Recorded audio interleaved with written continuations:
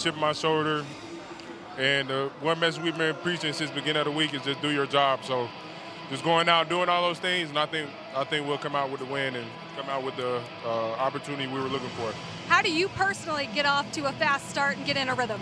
I think just first, like, just moving the chains, moving the sticks. I think once we get in the rhythm, then it's hard to stop us. So once we get in the rhythm, once we start moving the chains and, you know what I'm saying, get past third downs and get to the red zone, I think that's when we're our best. All right, Jalen, thanks so much. Yep.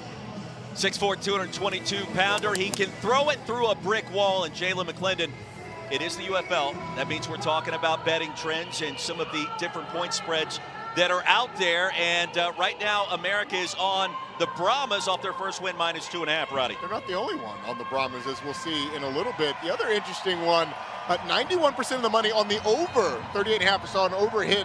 We've seen multiple overs hit this weekend, so hopefully we'll get a lot of points here today. Everybody loves points. Everybody loves scoring. They certainly do. We'll take a look at our picks for the entire crew. I'm on San Antonio, -2.5. Roddy, from your perspective, what are we thinking? Yeah, I like Anthony McFarland over an 11.5 rushing attempts. Cole is on Anthony McFarland over 45.5 rushing yards. Interestingly enough, our rookie, Morgan Uber, she's the only one with the bet on a Houston player. Jalen McClendon over 191.5 pass yards. That'd be a good day for Houston if they get that done.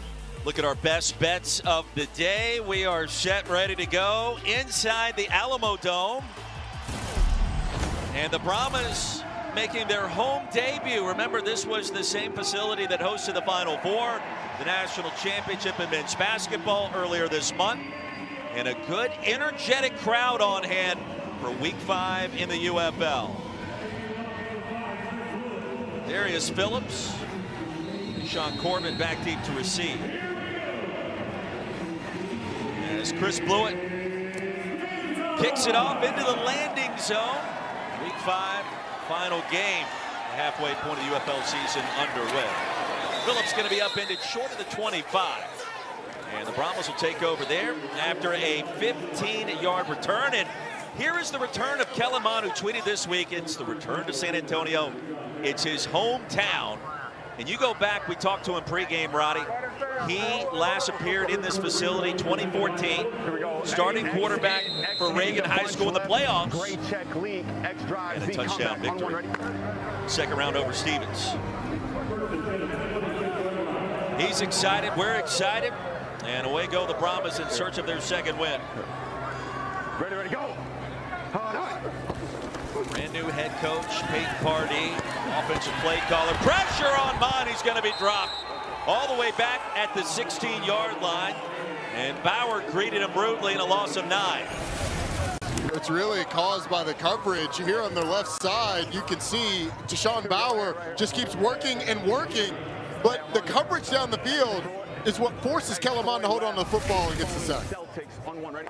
I'm under. Roughnecks also at 1-3, their victory at Memphis 2 weeks ago. I'm here. Move. Ready, go. A little bit of motion, and McFarland a deep give. Nothing doing. The Roughnecks ready and waiting, and it was Bauer again. So a couple of strong plays. Former LSU standout. We go right here. We go. Hey, trips right up, rolls, double seam on one, ready? Inside fade.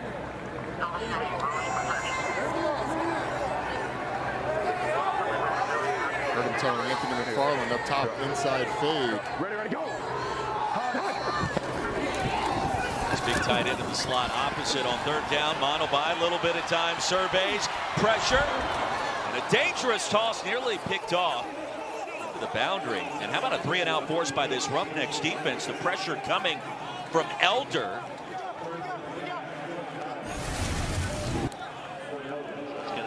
It's just, again, a nice job in coverage.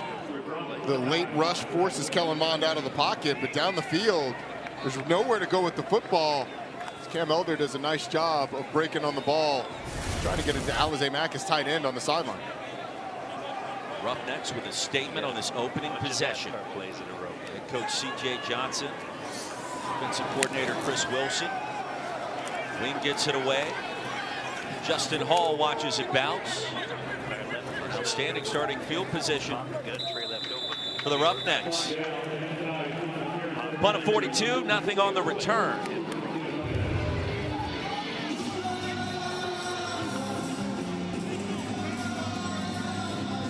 Sixth career start coming up for Jalen McClendon. We heard from him a few moments ago, and well, he's got a cannon for an arm, Ronnie. We've seen that going back to last week, and a spark coming off the bench as a third-team quarterback that really wasn't getting any kind of reps. I was really impressed by his ability to come in that game and be on time from the start.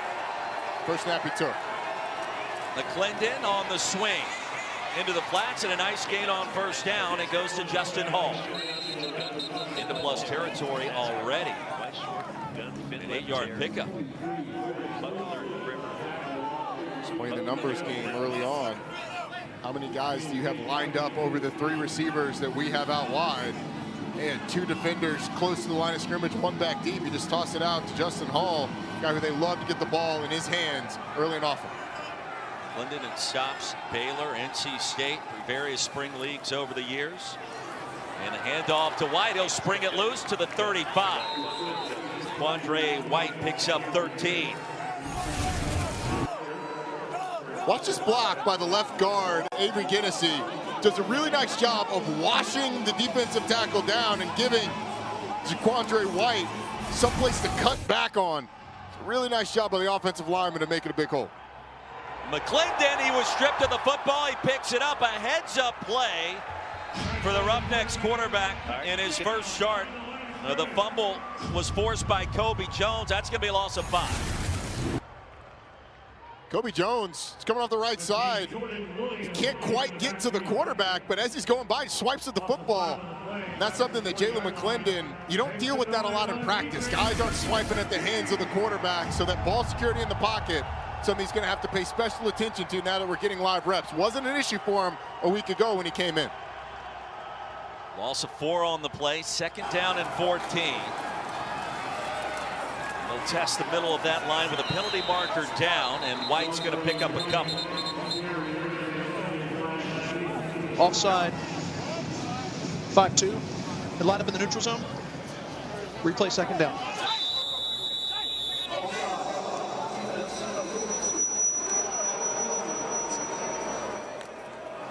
Jordan Williams. Defensive player injury. Defensive player. Timeout for an injury to a defensive player. Williams, remember 2 weeks ago, had the pick 6 up at Michigan. Media. An injury timeout as we step aside in San Antonio. Roughnecks on the move.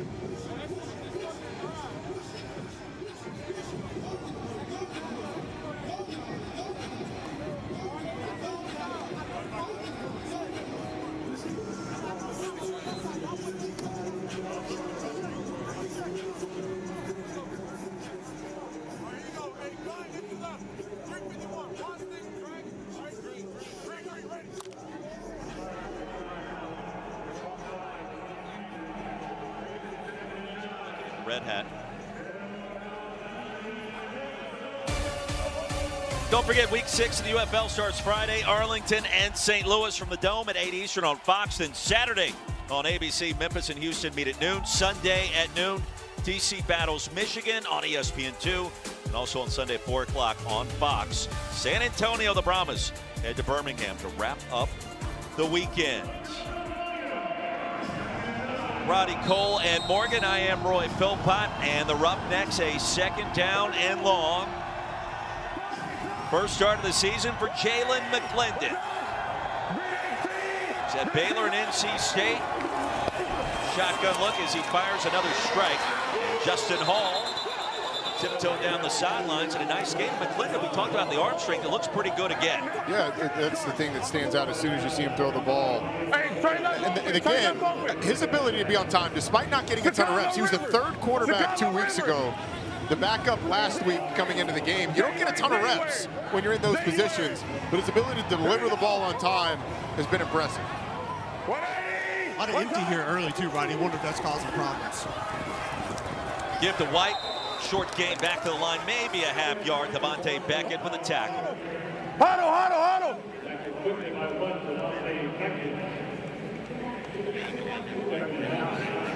All right, here you go, here you go, here you go. Hey, look, hey, wide the gun, double right. San Antonio late.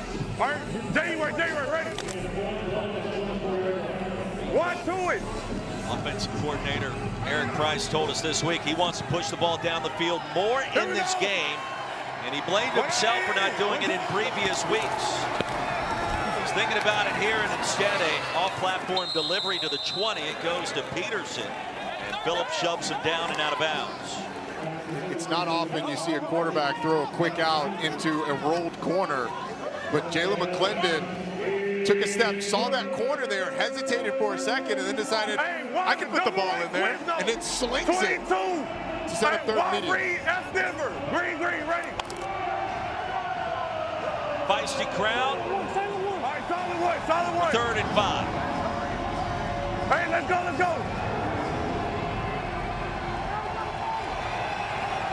First big play of the quarter. Here's McClendon. He's got the pocket, fires the pass. It's batted down. Now the blanket coverage on Peterson by Jordan Mosley.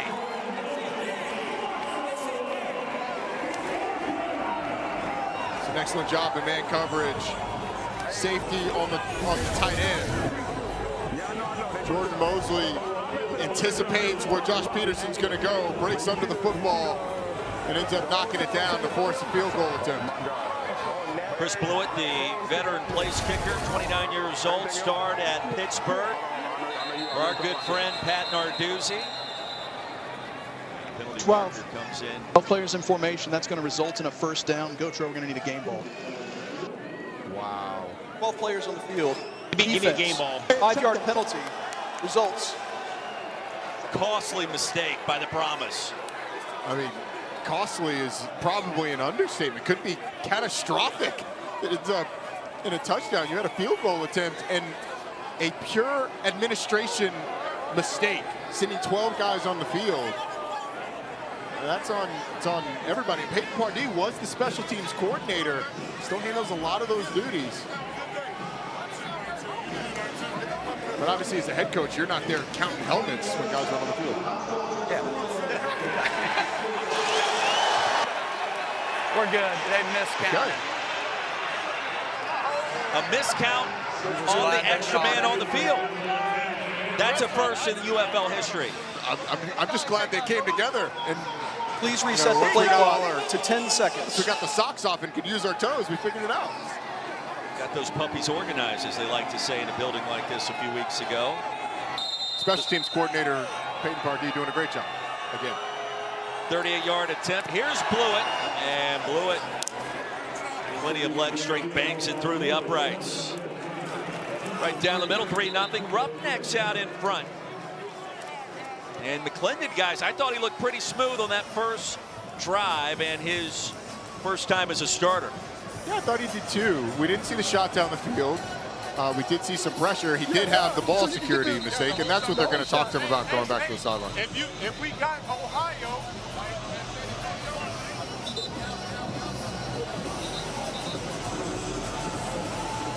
also understood after talking with Eric Price, the offensive play caller, McClendon pretty vocal on the sidelines for a first-time starter, and there's Coach Price. Yeah, I'll say this quickly, guys. It was an excellent job by Tavante Beckett, Darius Phillips, and a couple of other special teamers for San Antonio that were in on that kick return that did not allow an exchange. So they kept the same number on the field, didn't allow anybody else to come on, wanted to make sure the officials could see the number that was counted. Got you. It's good veteran leadership, knowing what to do in situations when things aren't going or may seem like they're not going to go your way. There's McFarland. Anthony McFarland, one of the top ground gainers in the UFL. Special teams stand out as well. Barrels his way to the 40. Brahmas are going to take over there, and Peyton Party, he took over. Really, it was just 2 weeks ago. Wade Phillips was feeling ill, and so that meant that Party was going to be thrust into the spotlight. The East Texas A&M wide receivers coach and tight ends coach, 2019 to 2021. The receivers coach in the UFL for Houston 2 years ago. The Brahmas last year, and then April 16th. That's 2 weeks ago. Just yesterday, it feels like he was named interim head coach here in San Antonio. Sean Corbin, the running back, and a touch back to the line. That's it. The Roughnecks ready and waiting. Let's go here. Go trips. Silver, 92 indica. Trips right, silver, 92 indica. John Trey, please take your correct split. 92 indica. Please get Here we go, here we go. Hey, trips right, silver, 92 indica on one, right? There's a plea to the running back there to make sure he lines up correctly, Cole. Well, John Trey Kirkland out here, the receiver at the bottom of your screen. Yeah, you saw him look over to Peyton right there and say, I got you, I got you. That's the advantage of having multiple headsets and multiple helmets here in the UFL.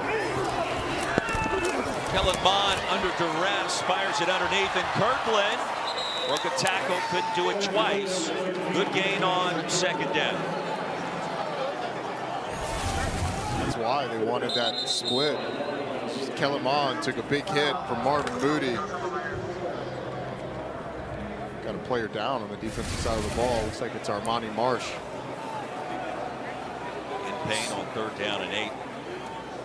Stop this game for a moment. 3-0 lead for the Roughnecks, and Marsh, who played his college ball at Wazoo, and Pullman on the Palouse. And that's notable because this Houston team's already down Damon Arnett, one of their starting corners, not in for this game, banged up. Now Armani Marsh down on the ground. So this Houston team be getting a little thin at the cornerback position. It's a Houston team that likes to play a lot of man-to-man coverage. Also, Markel Roby, safety. Colby Richardson, another corner that didn't go today, Roddy. Yeah.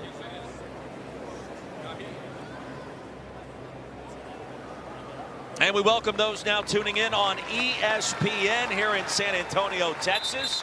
Inside the Alamo Dome, Armani Marsh being helped off the field.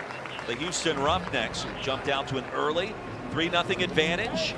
3rd down coming up for Kellen Mond in his return to his hometown here in San Antonio and Reagan High School. Roddy Jones, Roy Philpott, Cole Kublik, Morgan Uber. It'll be 3rd down and 8 for the Brahmas, coming off their first win of this season.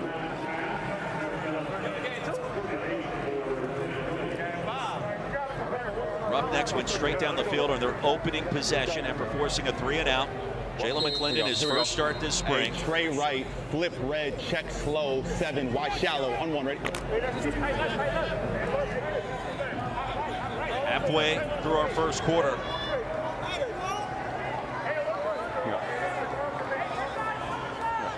Ready, go! Here's Mond on 3rd down. Pressure, and he's dropped again. The 2nd sack for the Roughnecks defense. Christopher Allen, like a bolt of lightning in a loss of 7. That's our ball! Oh, come on! Come on! Can we sit down to 7? He's working on, there's Christopher Allen. He's working on the right guard for San Antonio. Just does a nice job of swiping the hands down, getting up the field against Greg Island, coming up with the sacks. Really nothing Kellen Mond can do. There's nowhere to escape from that pressure. Nice job by Christopher Allen up the middle. Now San Antonio short a player on punt team. Well, second straight 3 and out that this Roughnecks defense has forced for the Brahmas. That was Alabama on Texas A&M crime there. Allen, the former Crimson Tide standout in Baton Rouge, Louisiana native. This is a little thing, but as Cole said, San Antonio didn't have enough players on the field. They run a player on. So many coaches, especially young coaches, will take a timeout in that situation. It's better just to take the delay of game. The timeout is so much more valuable than those 5 yards. So it's a little thing, not going to show up in the box score, but good maturity by Peyton Pardee. You're going to get a false start on the long snapper here. False start. Offense, number 46. 5-yard penalty. 4th down. Cameron Lyons, long snapper. And Roy, it's one that I never long snap, but long snapper center, the play starts with you. I've never understood how you can have a hit, unless you're trying to draw somebody, there really should be no hesitation, no jerk. Be careful trying to draw somebody too. They are looking for that, and the wobbly punt spirals out of bounds from wing. Great starting field position again for the Roughnecks. Take over after punt just 37 yards here in San Antonio.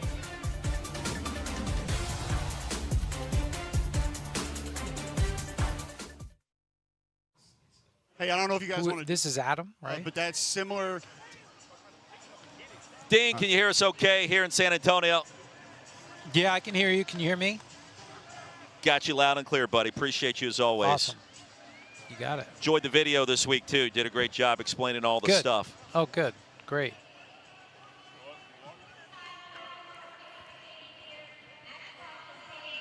Aaron, can you hear us okay in San Antonio? Roy and Roddy? Can you hear me? Got you loud and clear. Perfect. Thank you.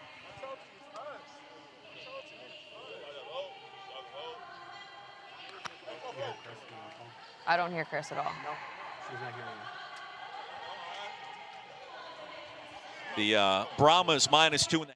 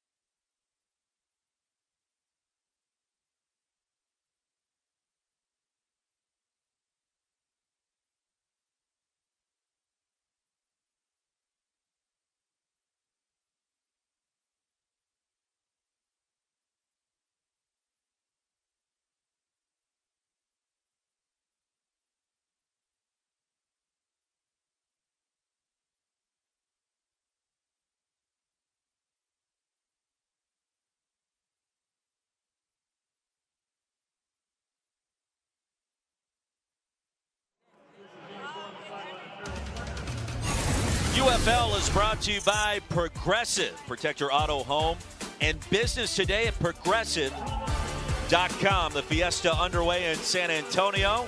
3-0 our score. We bring in our sports betting analyst, Aaron Dolan. And Aaron, we think about the trends that we're seeing so far in this second game today. What do you like in this contest? Well, the public really likes the Brahmas, as well as Kellen Mond to go over his passing yards prop of 161.5, despite him not doing that so far this season. But the real trend to follow is going to be that total. It's sitting at 39.5 when it closed, and 8 of the last 10 UFL games have seen the over cash, and 91% of the money is on the over for today. But guys, I'm going against the trend in this one. I think we might see an under. As unfun of that as unfun of me that is, I will say, I do think that we'll see an under in this one today. Aaron, thank you very much. Brahmas, by the way, -15 total offensive yards right now. You guys just completely deflating the balloon. I mean, Aaron's taking the under, you're throwing out negative total yardage. Let's look at the positives. just speak the truth on this broadcast, Roddy. Roughnecks get it back. Jalen McClendon, he wants to push it downfield. Can he? No, underneath. And Kiki Chisholm crossing the 45. A good gain. McClendon's going to take. The defense is going to give him. How about 7 yards? Pretty good pocket, too, from this offensive line. They did a nice job of giving him some room to step up, allow Kiki Chisholm to work away from a defender. The short passing game since Jalen McClendon has taken over has really been the forte. We haven't seen them take a shot down the field, but it looked like that was one that was designed to go a little deeper if he had wanted it. White, the running back, second and short, spins off one tackler, and White bursting ahead into plus territory. Zaquandre White, for South Carolina standout, a 7-yard pickup, missed tackle by Pat. Yeah, he's going to come right up the middle, and Zaquandre White just does a really nice job of spinning off of the defender, making a guy miss in the backfield and turning chicken you-know-what into chicken salad. It gave him chicken other stuff, and then it was good stuff by the time he got done with it. Chicken salad's great stuff. Love chicken salad. First down. White played a little running back, a little linebacker at South Carolina. A little pass pro this time, and that got the job done. McClendon down the field. There's the shot. And the pass ruled incomplete. It's out of bounds. Lawrence Keys the third. Tavante Beckett is going to come scot-free up the middle and watch Zaquandre White, who just decides, all right, I've got no choice. Abandon the fake and try and cut him. And Tavante Beckett ends up going head over heels. Some nice awareness by the running back, having your eyes in the right place. And you almost got a completion down the field. But it looks like that back foot of Lawrence Keys is already out of bounds by the time he makes the catch. I felt the pride of Cole Kublik in that pass pro situation. Oh, Cole wasn't a running back. He's never stared down a 230-pound linebacker coming down the pipe at you. Excuse me? I mean, you have. They are allowed to blitz from depth, you know. That's true. I got it. I ain't trying to do it. What are we doing? Let's talk to him.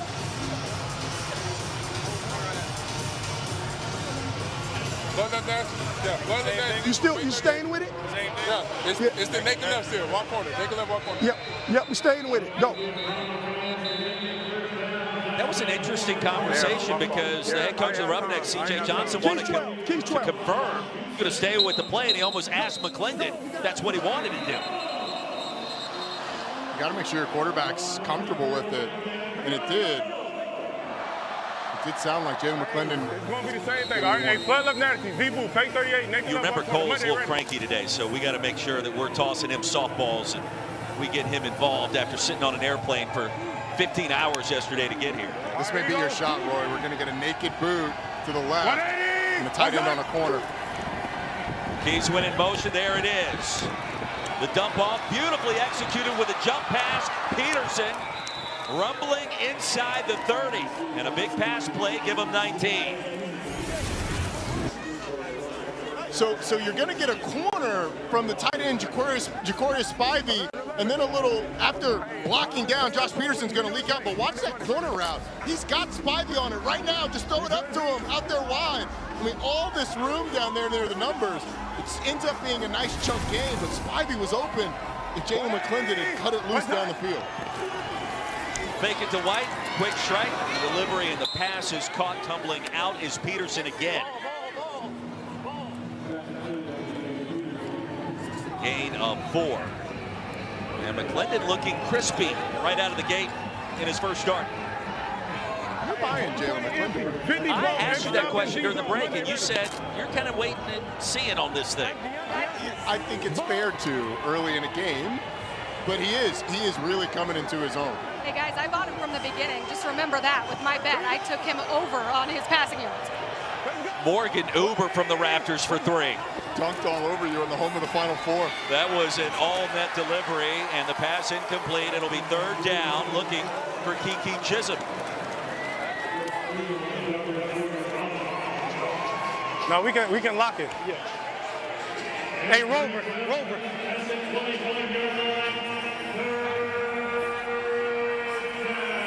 Jordan Mosley, the former Maryland standout, already with a PBU today.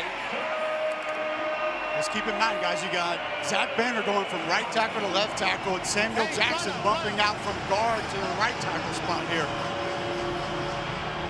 Alamo Dome is loud on third down. Big play for the Roughnecks. Underneath, didn't need much. How about a first? Marcus Sims, first grab of the game, and a gain of 7 on 3rd and 6. Just a really nice route against inside leverage. Sims up the field, pushes in, returns back to the outside. Here you go, here you go. Hey, nice route, good delivery. Tuesday, trade left open, Chicago River. All right, Tuesday, ready? Morgan, is it loud down there? That third down sounded loud from up here. Absolutely. A lot of noise down here. Communication feels like it could be a little bit of an issue. Or Cole.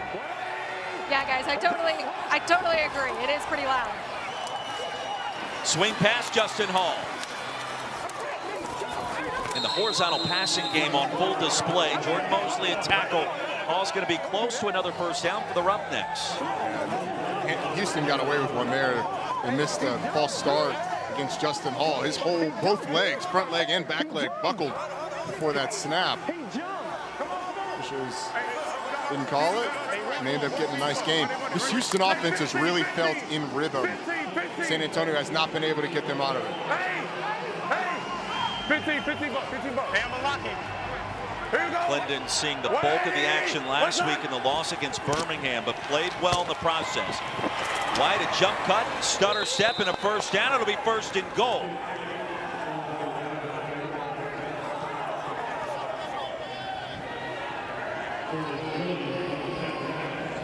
Under a minute to go in the first. Cheetah. Brahmas were a 2.5-point favorite coming into this game. The Roughnecks with a chance to go up 2 scores.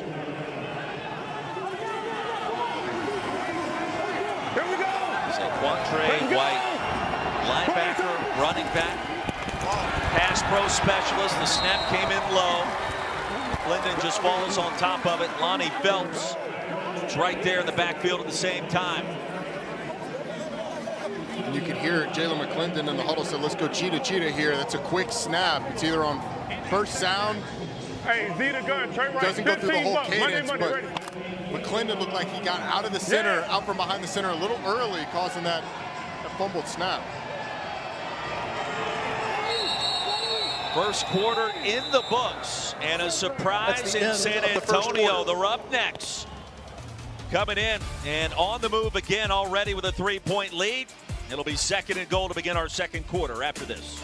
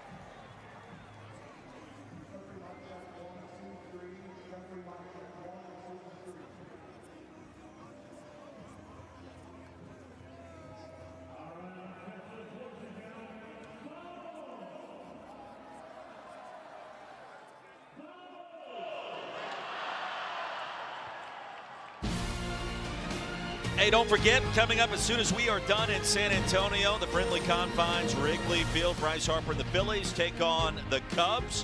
Baseball tonight gets you ready right after our game here on ESPN. Inside the Alamo Dome, the start of our second quarter, and a game that has been dominated by the underdog Roughnecks and head coach C.J. Johnson up to this point, Roddy. Dominated. The San Antonio Brahmas haven't really had the ball all that much, and they get a 15 yards, you see, but when Houston's been on offense, San Antonio's had a really tough job, had a really tough time keeping them off schedule, forcing them into third and longs, and when they have gotten a third down, Jalen McClendon, for the most part, has had the answer. Second and goal to start our second quarter. Ronnie and Roy, Cole and Morgan. And it's going to be White with a nifty cut and a pass to the end zone.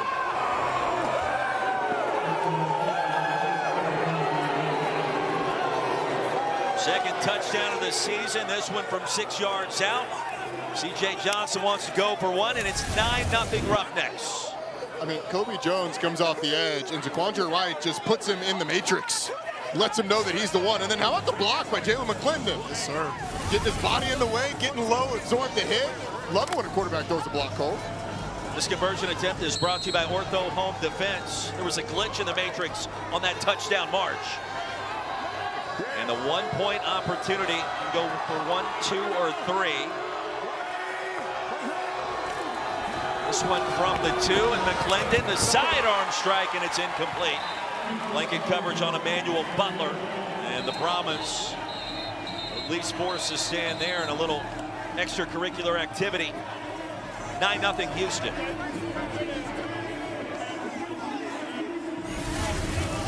Let's another look at the touchdown. This is why coaches say players, not plays, because Kobe Jones has a chance to stop Zaquandre White behind the line of scrimmage. And the running back just makes a guy miss, makes the play right. Then the quarterback gets involved. Throws a little screen. Zaquandre White ends up in the end zone. This team's been pretty impressive. Let's go down to Morgan Hoover as the touchdown score, Mr. White. Zaquandre, how about that last touchdown? Your quarterback, Jalen McClendon, out there blocking for you. What'd you see? I just seen the hole. I'm just doing my job, see me? Just doing my job. I know you have some great touchdown celebrations. Oh, sorry, I gotta go. I'm gonna kick. Oh, it's gotta go, guys. Get out there on the special teams. He's coming back. Some confusion here. They don't want to have too many men on the field. Okay, we've got him back. Well, Zaquandre, that you put your hands over your ears for that touchdown celebration. What's the noise in here doing for you guys? No, the celebration like I just threw a grenade, and we covered our ears. Silence the crowd a little bit. Get them quiet a little bit. Hush their mouth a little bit. You feel me? I feel you. Zaquandre, thanks so much. You already know it. Morgan, thank you. Straight from the bench, John Trey Corkland brings it back, and we check in again with our Aaron Dolan, our sports betting analyst. Aaron, what do we like now? Well, White to score a touchdown at any point was plus 250, but for him to score the first touchdown, that was at 10-1. So if you bet $10 on him at that price of 10-1, you would have won $100. He's been great so far and already hit over his rushing yards prop as well. Indeed, he has. Was great in that interview, and he thought he was on the kickoff team. Then he wasn't. Then he came back, and then we've got a unique celebration after the touchdown, Roddy. I just love all of the behind the scenes of the celebration, behind the scenes of the chaos on a sideline when you're on kickoff team, but after you score a touchdown, they get somebody for you. Am I on? Am I off? You just got to see what it's like being a football player, tired, coming off from scoring a touchdown, trying to figure out everything that's going on.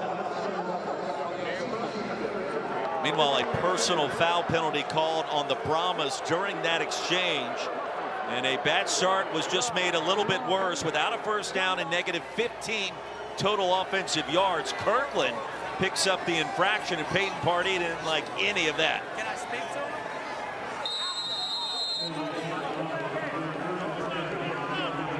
Here we go. Hey, we're on the Frisco. A strong left. Pittsburgh on the Frisco. Ready?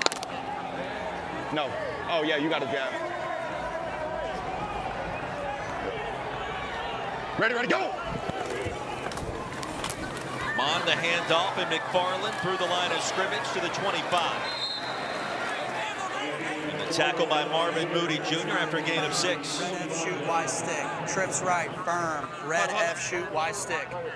And then we're going right back to counter next play. Here we go. A trips right, firm, red F shoot, Y stick on 1. Ready?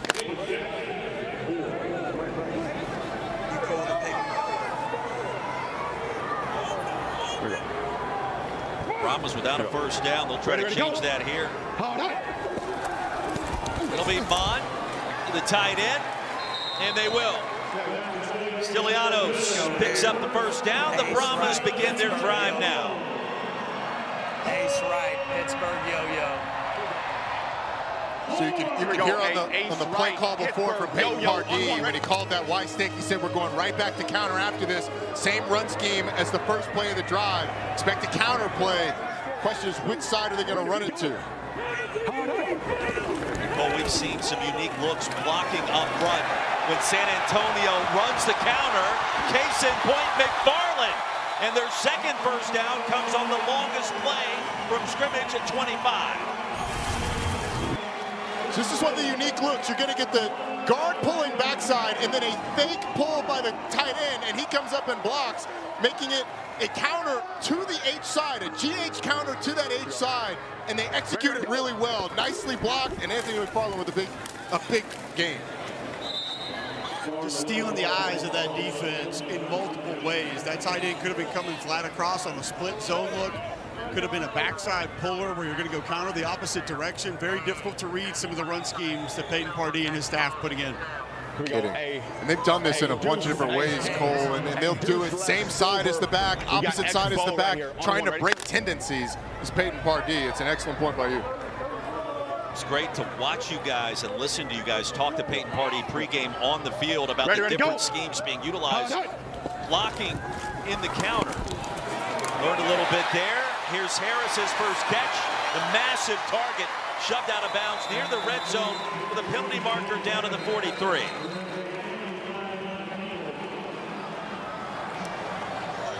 Defense number 4. Holding defense number 4's penalty is declined. Run play, correct? Was it pass play? Pass play. So what was number 4? We're just going to decline. Holding defense number 4. Penalty is declined. It's first down. That was on Bauer. He's trying to plead his case on the Houston sideline. It's going to happen right here on the left side of your screen on the tight end. Collisions the tight end, and then it kind of as they're both falling, Deshaun Bauer just grabs him, pulls him down. Didn't matter in the play. It's Jacob Harris and the big game. You love the rhythm that the San Antonio offense is getting into. Aiden Robbins now checks in at running back. It does feel like the offense in the UFL league-wide has caught up somewhat the midway point of this regular season. Here's Robbins, full head of steam, pinballs his way inside the 5.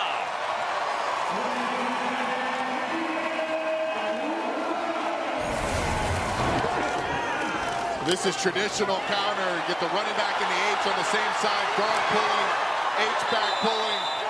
Steven Stilianos, number 85, was that second puller, had a great block, and Aiden Robbins, the big power back, gets him inside the 10-yard line. Here we go. Roughnecks showing a super challenge in the works. Why'd you tell me nothing? Nothing. Yeah, I want a timeout. All right. Yeah. Play. Timeout. Houston. Hey, Chris! Their second. 30 seconds. Timeout on the field. CJ Johnson wants to talk things over with his defense. 9-0 lead for the Roughnecks.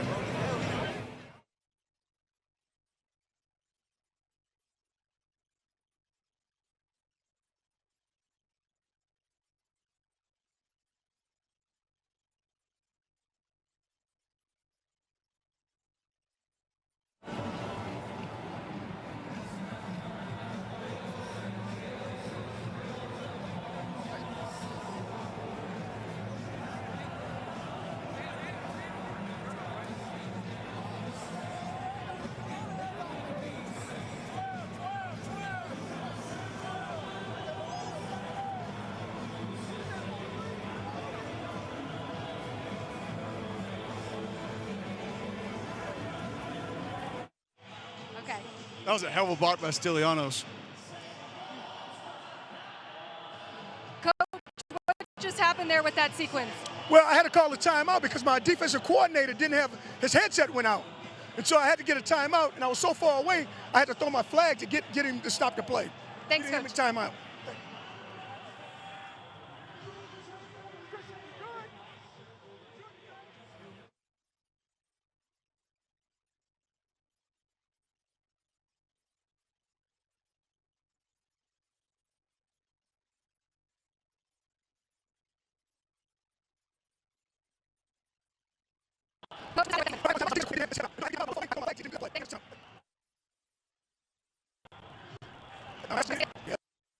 Thanks, Coach. Timeout.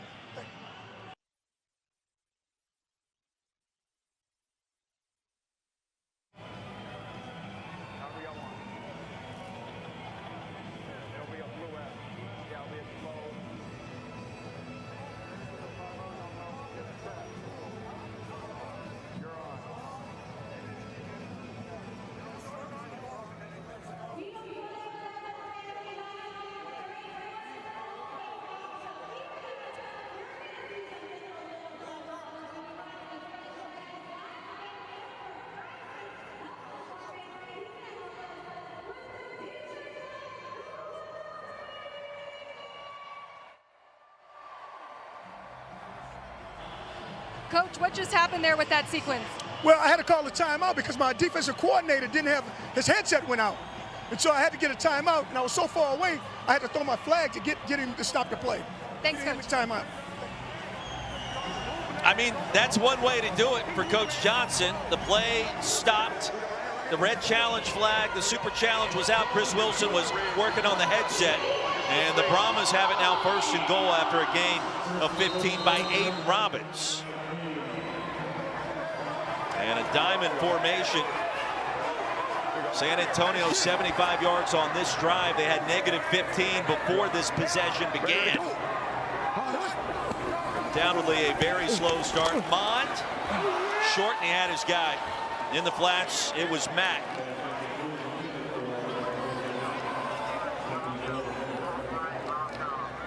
Kellen Mond just didn't have enough time. The left tackle was deposited right in his lap. He's trying to throw over Willie Tyler, but he had Alizé Mack on that drag route.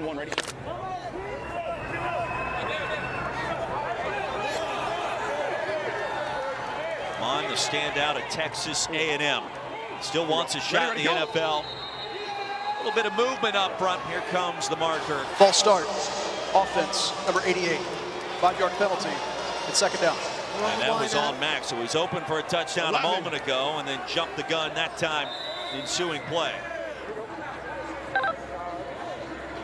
Well, the Brahmas already with 5 penalties. Okay, go just trips right up, firm, Rosemary. Trips right up, firm, Rosemary. Here we go, a trips right up, firm, Rosemary. On one, ready? Inside page. Here we go. Down, down, down, down. No, no. Play clock down to 1. 2nd and goal. I don't think they got the snap off in time. I heard a timeout from San Antonio. He wants it? Timeout, San Antonio. Prior to the expiration of the play clock. Timeout. San Antonio. Brahmas get the timeout called. 30 seconds. More from Peyton Pardee, grandson of the great Jack Pardee. I know. Yeah, it was 25. That's fucking bullshit. Okay. So, good with Marine. Yeah, hell yeah. Okay. All right, so you got a big box, okay? Stilly. No, you got a big box. Run the Marine. Then move him all the way outside. You got a hitch. You good? Okay, we all go with that? So it's going to be trips right up, firm, Rosemary. Trips right up, firm, Rosemary. Yeah. You don't like it? You can hear.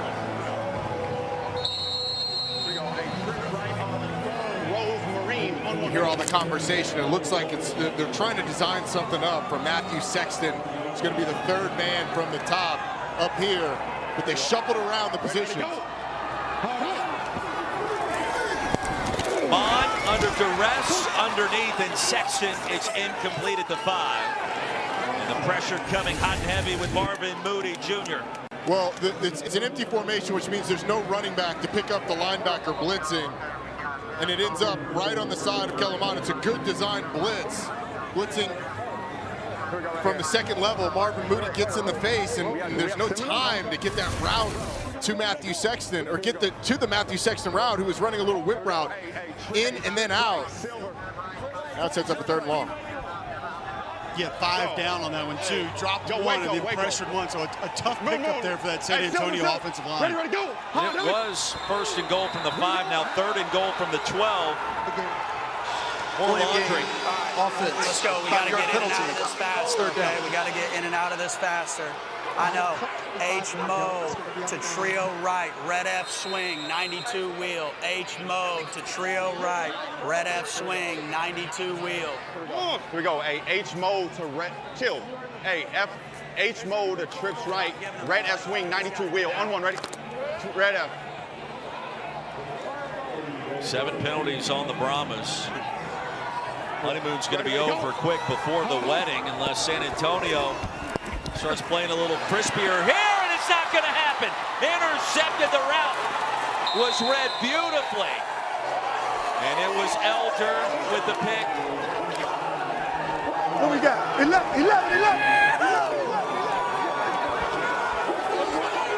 20-yard return. The former Miami standout, the 30-year-old Nashville, Tennessee native. Just reads the eyes of Kellen Mond, who takes him right to that bang 8 route, that skinny post.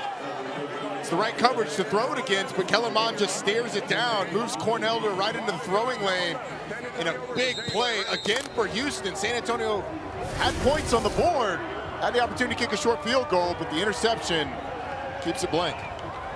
2nd interception of the season for Cornelder. Yes. Read that play beautifully. 180. What's that? And here's McClendon back on the field. The handoff goes to Lingard, his first carry. And we touch base with Morgan Uber, who has Cornelder. Corn, a big interception in the red zone. What'd you read from their offense? They went in motion, read the quarterback eyes. That's all. Just read the quarterback's eyes. That's simple. That's simple. What mentality is this defense playing with right now? You see the pressure coming from all over the field. They don't score, they don't win. They can't score, they don't win. That's it. Thanks, Horn. Yeah, shout out to my baby boy, Easton. Easton, hope you're watching and enjoying this one. Dad just made a big play, his 2nd pick of the season. Is that what you got? Ball start. Offense, number 74. 5-yard penalty. Tennessee. 2nd down. Got a little sloppy last couple of offensive snaps for both sides. Hey, play right nasty. Give me time here, all right? Play right nasty. Pass 35. Willie man, XC, Z post. Monday, ready. Give me time from Jalen McClendon. Feels like it's going to be a shot here. Roughnecks already leading 9-0. Here's the play action. And McClendon, how about the arm strength? We've been talking about it all game. TJ Vasher in front of Derek Langford. And it's a gain of 14 and a chain mover. It's a good read by Jalen McClendon. They had a big post over the top that they thought about going to. The ability to step up into a really wide space, kind of just outside the pocket, and deliver to Vasher. He's been really impressive, and it makes you wonder, what he looked like in practice, because in the games he's looked awesome. I mean, this has been everywhere, though, not just with the Roughnecks. He's been almost an afterthought, not necessarily in college, but in various spring stops, and now getting a chance to showcase his abilities. We're not in Waco or Raleigh, North Carolina anymore. Got a chance to really showcase that arm talent and decision-making. Yeah, guys, a number of receivers before the game told me there's been no drop-off between who's starting at quarterback, the athleticism that he brings, and also the composure, despite this being just his 6th start. I mean, Jalen McClendon has all of the intangibles. First it was Nolan Henderson. Anthony Brown. Henderson was injured. Brown underperformed for a minute. And Justin Hall spun around. And part of the beautiful ball we're seeing is a little bit of a change-up in the way he throws, Morgan. What did he tell you about what he's been working on in terms of his delivery? Right, you think about he's so tall and narrow, most quarterbacks his size would have a tendency to drift toward losing velocity, but his quarterback coach, Tony Rassiopi, actually told me they worked on him becoming more of a rotational thrower to create more of a stable base, and that's where we see that big arm, that velocity come through. Here we go. 180. A lot of torque on the toss. Play action, McClendon wants to heave one deep, and he does. Man-to-man coverage at the 5, and it was hauled in by Keys. He was running out of real estate. Keys, it'll be 1st and goal for the Roughnecks. It ends up being a double move that the defensive back, Derek Langford, doesn't actually bite that hard on, but the throw is just perfect down the field, right on the sideline to Lawrence Keys, who makes a great catch. And that rotational throwing of Jalen McClendon on full display, although it's going to be looked at. Ruling on the field of a completed pass. What would be a gain of 46? We check in with the Verizon Command Center and our VP of officiating, Dean Blandino. Foot down, and I'm looking at that. That left toe is out of bounds. Do we have another shot?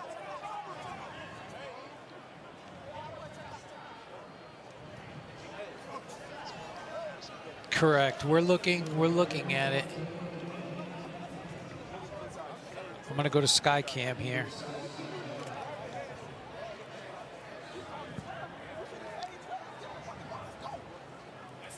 I'm looking at the back foot's up, and then it comes back down out of bounds. I've got the left toe out of bounds. So we have, yeah, I'm with you now. We have an incomplete pass. We're going to go back to the previous spot. He only got 1 foot down in bounds. So we're going to go to the Houston 48-yard line. It's going to be the right hash, and it's 1st and 10 there. 2nd and 10. Would have been the longest catch of the season for Keys. The 1 foot in, and the pass ruled incomplete. Yeah, it's really cool to hear the process that Dean Blandino goes through. Obviously, that coming from upstairs. After further review, the pass was incomplete. It's 2nd down. Take a look at all reviewable parts of the play after each play, all over. It doesn't take away from the fact there was a heck of a catch by Lawrence Keys, being able to track that ball, and a beautiful throw by Jalen McClendon.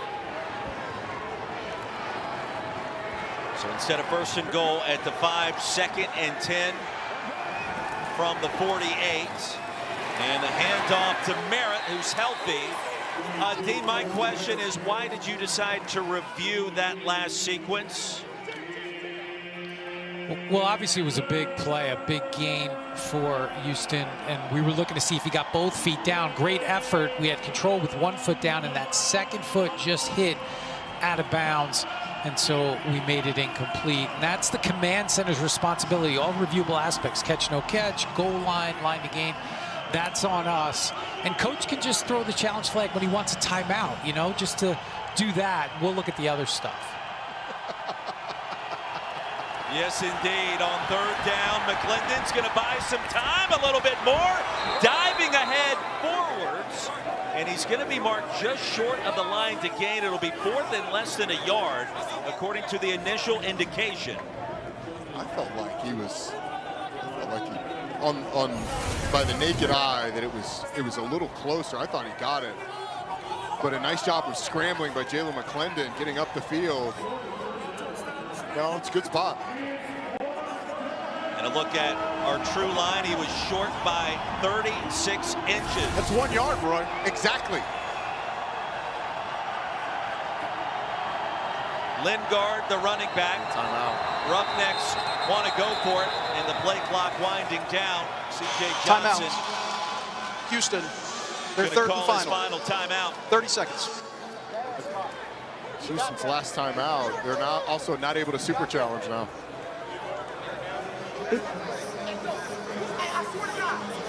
Hey. Don't do it. You do it. Yeah, I know. Man, they ain't checking that spot.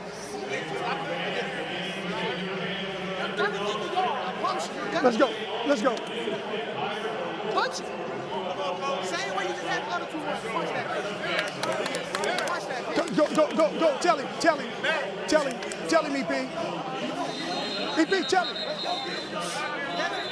11.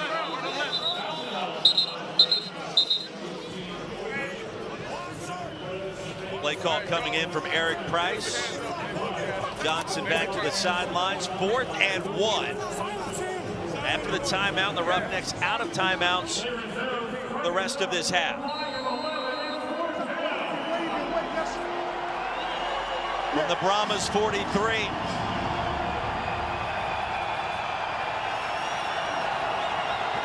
Lingard, the running back, a deep handoff, didn't need much, and let's see. Only needed 36 inches.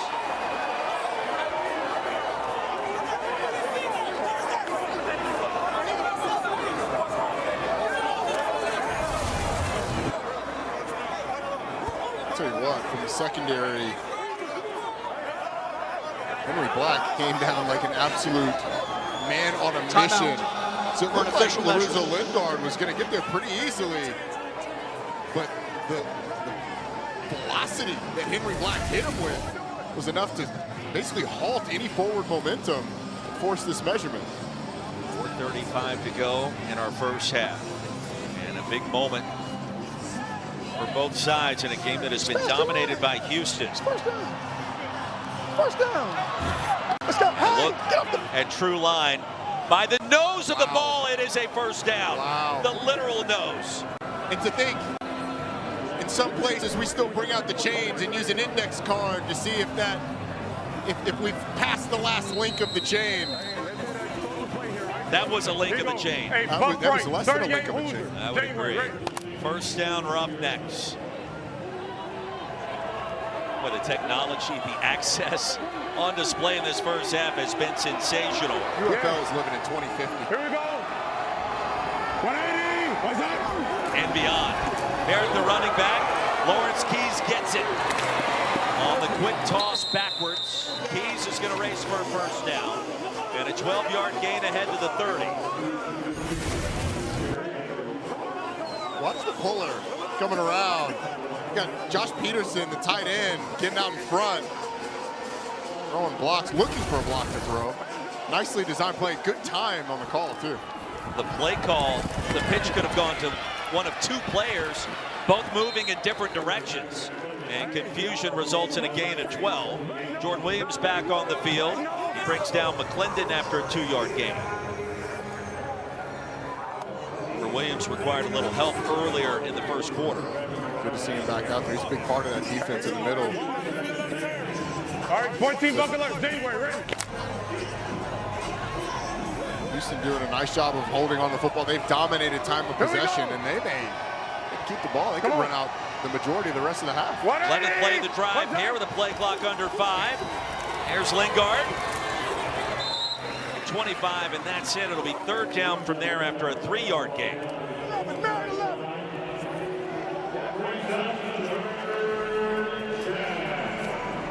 Now the Roughnecks playing keep away with Eric Price. Hit Barrett, got a slant, might be a touchdown. If we don't get nothing, we kicking this. Where's Gary? Yeah. Yes. Where's Gary?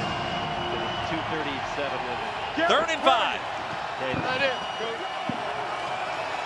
Empty backfield for Jalen McClendon. And McClendon taking off, eludes one defender and slides in past the line to gain into the red zone, a 6-yard pickup. Now Rashard Lawrence had him for a moment, Ronnie, until he didn't. You're exactly right. Coach, I had him. And then the strength of Jalen McClendon. 6'4", 220 pounds to break the arm tackle and was lobbing for a little bit extra there at the end. 2-minute warning on a drive that now has spanned nearly 8 minutes in our second quarter. Roughnecks have it 1st and 10 coming up next.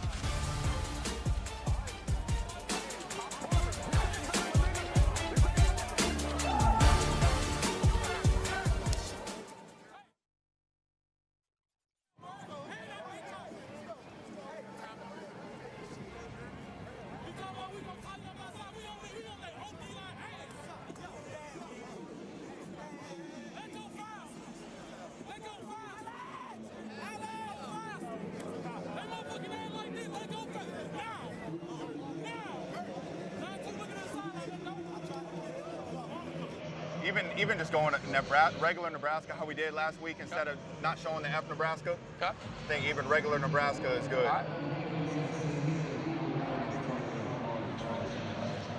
We just, like, I know it goes without saying, also, too, be ready. We're going to have Ann in.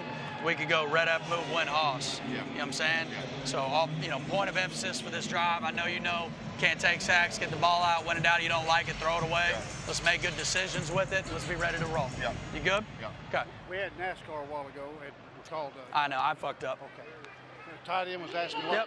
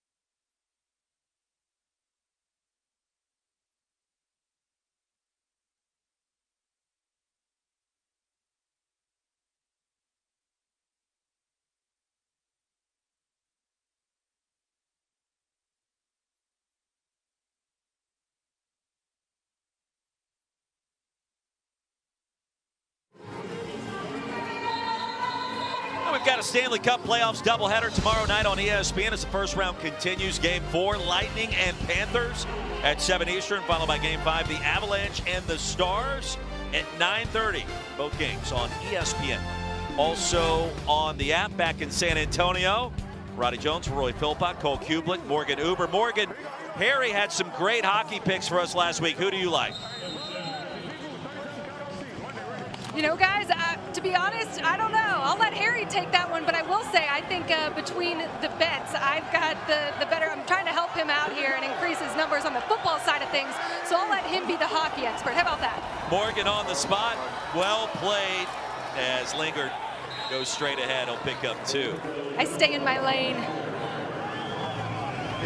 Well handled. Safety Jalen Elliott has been very animated down here. Jalen, what are you seeing out there? What do we need to get a stop here? We just got to play together, man. Listen to the call, play together, wrap up, and get off the field on 3rd down. Give me an idea what you're seeing when this huddle breaks from the offense, if you don't mind. Right now, let's see. Hey, we got 11 purse, a little bit condensed, bro. And 11 right there at 3.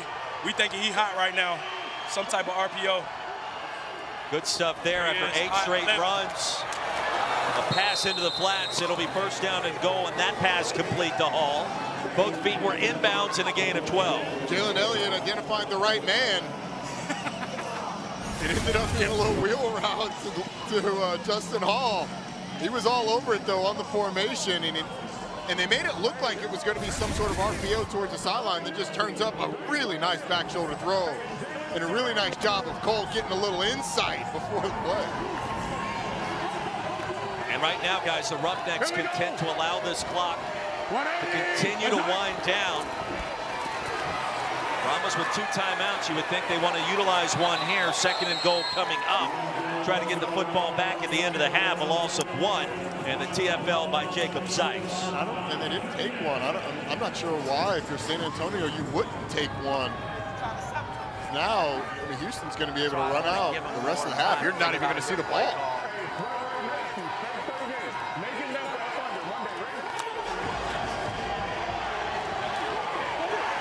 Game clock under 20 seconds. Play clock down to 5. Lingard, the running back. Play action, a one-man route to that side, and incomplete. It was nearly intercepted and then almost caught by Vasher. Langford had a chance at it, and he came up empty. It'll be 3rd and goal. And it was a massive gamble by Derek Langford, who it looked like he had a chance at it, but I don't think he had any shot. just gets over the hands, and that's a helpless feeling as a DB. I think Vasher may have expected Langford to get something on there. The falling incomplete. And if San Antonio had taken a timeout before that last play call, you could have 40-something seconds, 30 seconds still left on the clock for this play. 17th play of this drive. There's a penalty marker and a touchdown to Kirk Merritt. What you got, John? Formation, number 86 was covered up by a receiver. All right, so you had number 86 covered up by a receiver, 5-yard penalty, third down. Okay, so 5-yard penalty, third down. Yes. Legal formation, offense, number 86 was covered by another eligible player. 5-yard penalty, it's third down. These all the plays are touchdowns. They explained it well. There's number 86, Josh Peterson, and he's covered up by number 18, Emmanuel Butler. That's one of those that's not a violation. It's not a flag in college. Once you get to the professional level, if you are an eligible receiver, you have to be uncovered and in a receiving position. And now, Houston's going to have to be forced to kick the field goal on third down. With only 5 seconds left. That play chews up 4 precious seconds off the clock. He said 86. Touchdown is negated, and now a 29-yard field goal attempt from Chris Blewett. He's going to call a timeout here.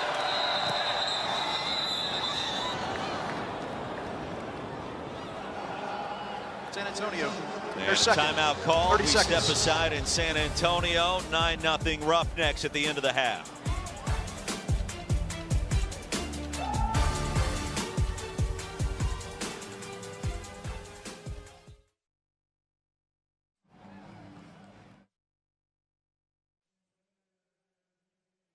Please reset the game clock to 5.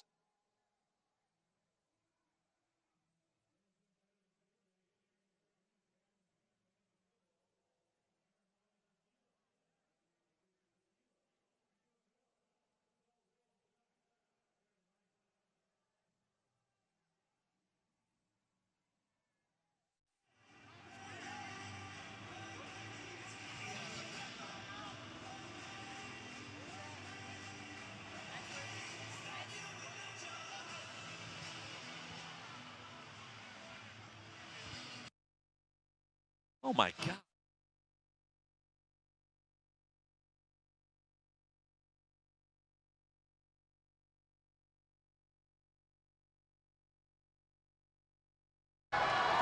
What are you doing? Back up! You! He said you were on the ball. It wasn't me. It was you, 18. You number 18? 86. Oh. He said 86.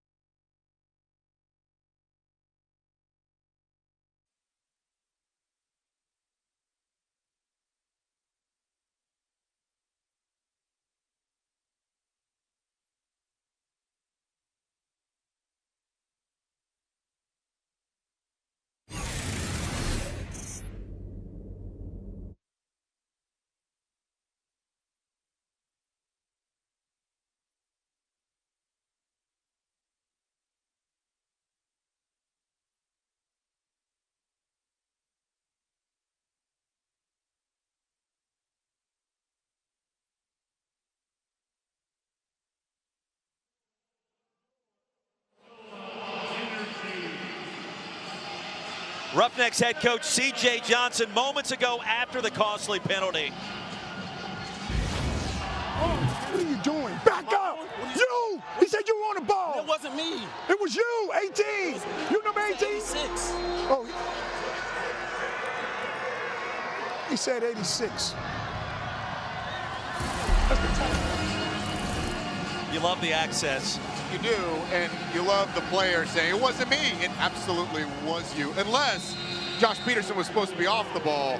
One of y'all was supposed to be off the ball, though, so you avoid the coach's ire for now. By the way, a brilliant move by Peyton Pardee by not taking the timeout. The clock runs down, and instead of attempting a touchdown potentially on third down, the 29-yard field goal, because only 5 seconds remain, and it is good by Chris Blewett. You referred to it during that break as four-dimensional chess, Ronnie. I'm not sure he designed it to be exactly like this, Peyton Pardee, because they did score a touchdown that was not at all impacted by the illegal formation. But it ends up working out for the Brahmas. They don't see the ball in the first half on that last drive, but you do end up in a situation where the Roughnecks have to settle for a field goal, and you keep it as a 2-score game. And it will be Houston set to receive the second half kickoff. Cole Kublik with Peyton Pardee on the sidelines right now. We can walk with you, come on. All right, so take me through the last couple series there, the usage of the timeouts. I felt like I heard you telling one of your assistants that you didn't want to give them more time to think about a better play call. Is why you didn't take one there first. Yeah, you know, I think it's a strategic play. What we were hoping is if we could get a stop on one of those second downs, I was going to burn a timeout to give us time offensively to possibly get a drive going. But the last thing I want to do is when they're, driving the ball well, I don't want to give them a timeout so they have time to get into the best possible play call. And our defense did a phenomenal job bowing up there at the very end and forcing a field goal. Was there a thought process of not using a timeout because of the penalty there and forcing the clock to run down, not giving them extra time to operate offensively? Absolutely. And with that, that'll be something that we'll have to talk about with the refs, at halftime. But, like I said, I can't say enough about our defense in this first half. We got to clean some things up on offense, but we'll be ready to roll coming out for the second half. Thanks, Coach. Awesome. Thank you. That was a 17-play drive after the interception, leading to a Roughnecks field goal. And here we are at intermission, 12-0 Houston in search of their second win of the season. Halftime in our halftime report coming up.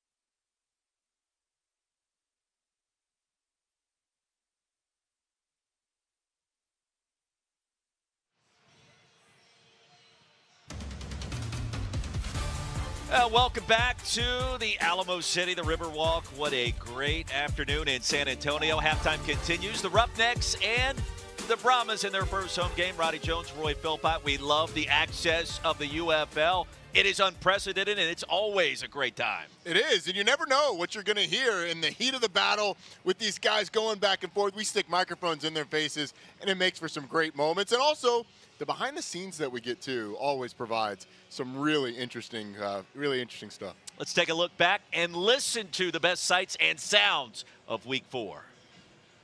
We fight, we fight, we fight. This will be the first game that is close to pick'em in UFL history. Nothing but greatness for each and every one of you today. And we gave it away. Let's take it back today. It all comes down to this. 4th and goal. Intercepted. And the Renegades survive. It's Harris bringing it back the other way. Whoa! Ah! Depends on what play I'm going to call. Do you know what play I'm going to call? Well, I make you a deal now. Hey, God dang it, you guys are so undisciplined. Making pay for begging for flags? Hey, no comment on that. No comment on that. Go, Sexton, go. Sexton, go. Go, go, go. Get your on the field. If I say go does not mean look at me and then like be confused. It means run on the field, like go on the field.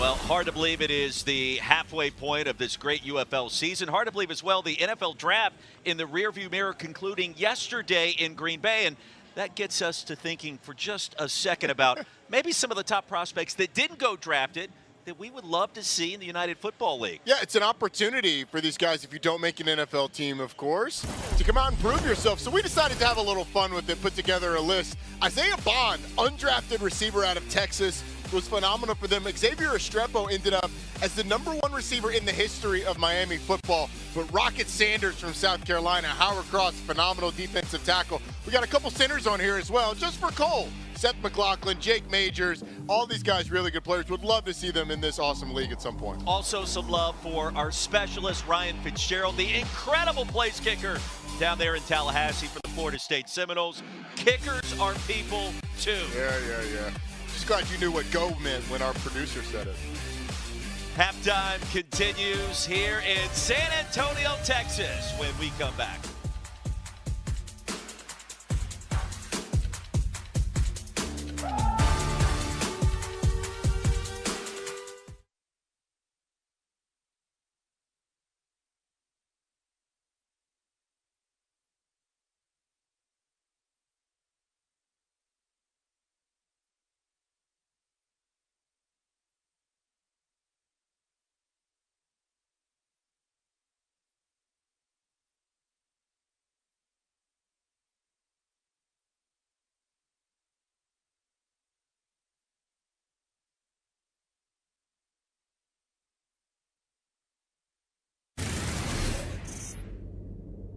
Go in and up. Go in, up, and then around. In.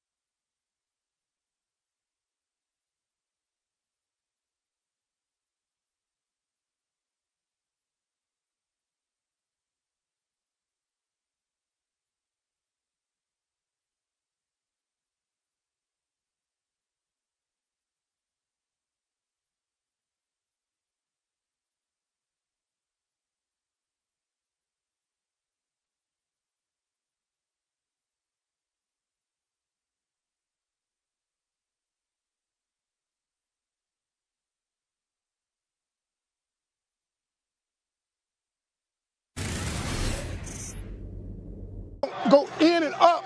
Go in, up, and then around. In. Look, listen. Just shut up. He's thinking about throwing you the screen, and you just running in. Just screening you. Go to it and catch it. Go back. When the ball's in the air, go to it and catch it.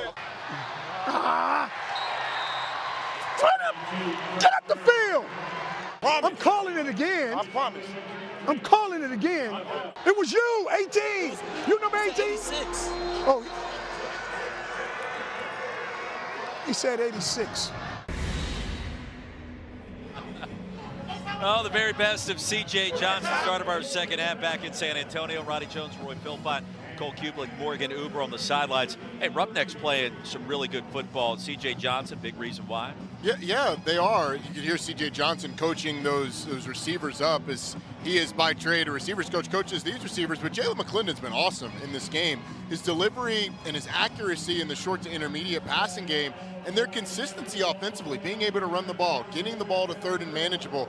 And then when he hasn't had to throw the ball, Jalen McClendon's been great with his legs as well.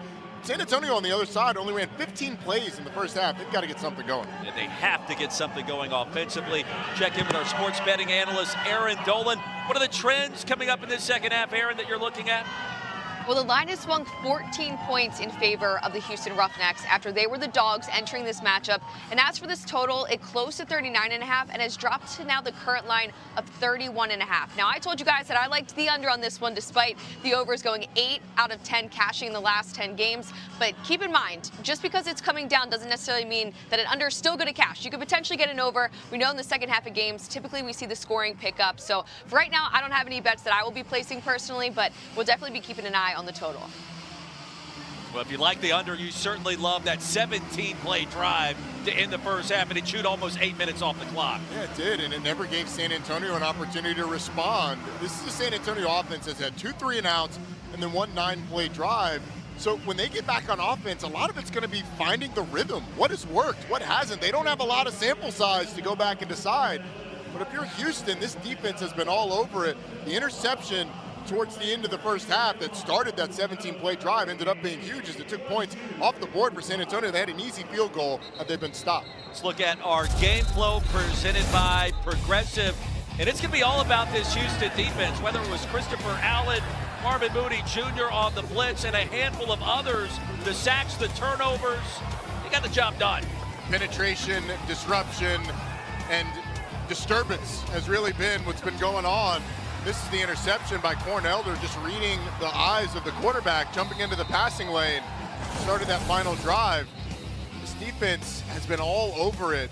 Only 15 yards passing for the Brahmas. Now sack yardage obviously in the pros taken out of that passing yardage, but they haven't had a lot going on the ground either. That is a look at our Progressive first half stats, and the Roughnecks and that defense have been on point up to this juncture.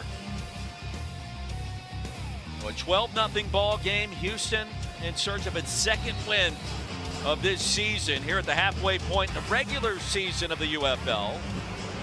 And for Peyton Pardee, it is back to the drawing board and trying to find something that generates a little bit more consistency and a little bit more flow for his quarterback, Kellen Mond, who's back in his hometown, playing in this facility for the first time since 2014. First things first, though, Peyton Pardee's defense is going to have to make sure that by the time Kellen Mond sees the ball again, it's not a 3-score game. Keep it at this 2-score deficit that you have right now. Mond on the sidelines. It'll be Keys and Sims getting set to receive the second half kickoff from Tristan Vizcaino.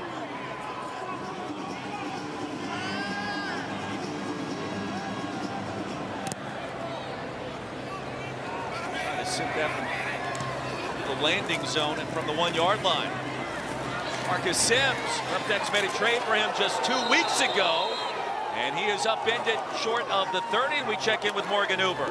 Well, guys, inside that Houston locker room, running back Zaquandre Wright broke down that huddle. He said, guys, it's 0-0. Fiery as could be as they took the field, but for head coach C.J. Johnson, the message was simple. He said, offense, you've been playing great. Just continue to stay consistent and finish. And for quarterback Jalen McClendon, he had told me he got the praise last week on all of the great stats, the big numbers. He said, the only stat I care about, though, is the win-loss column, and you could really tell just the composure right now and fire he has in his eyes to be able to finish this game for this team.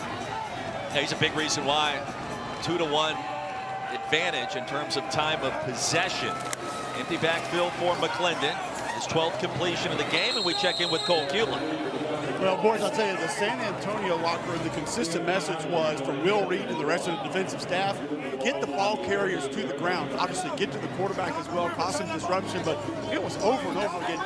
Get them to the ground. Yards after contact, a big point of emphasis as well for this defensive staff of the Brahmas.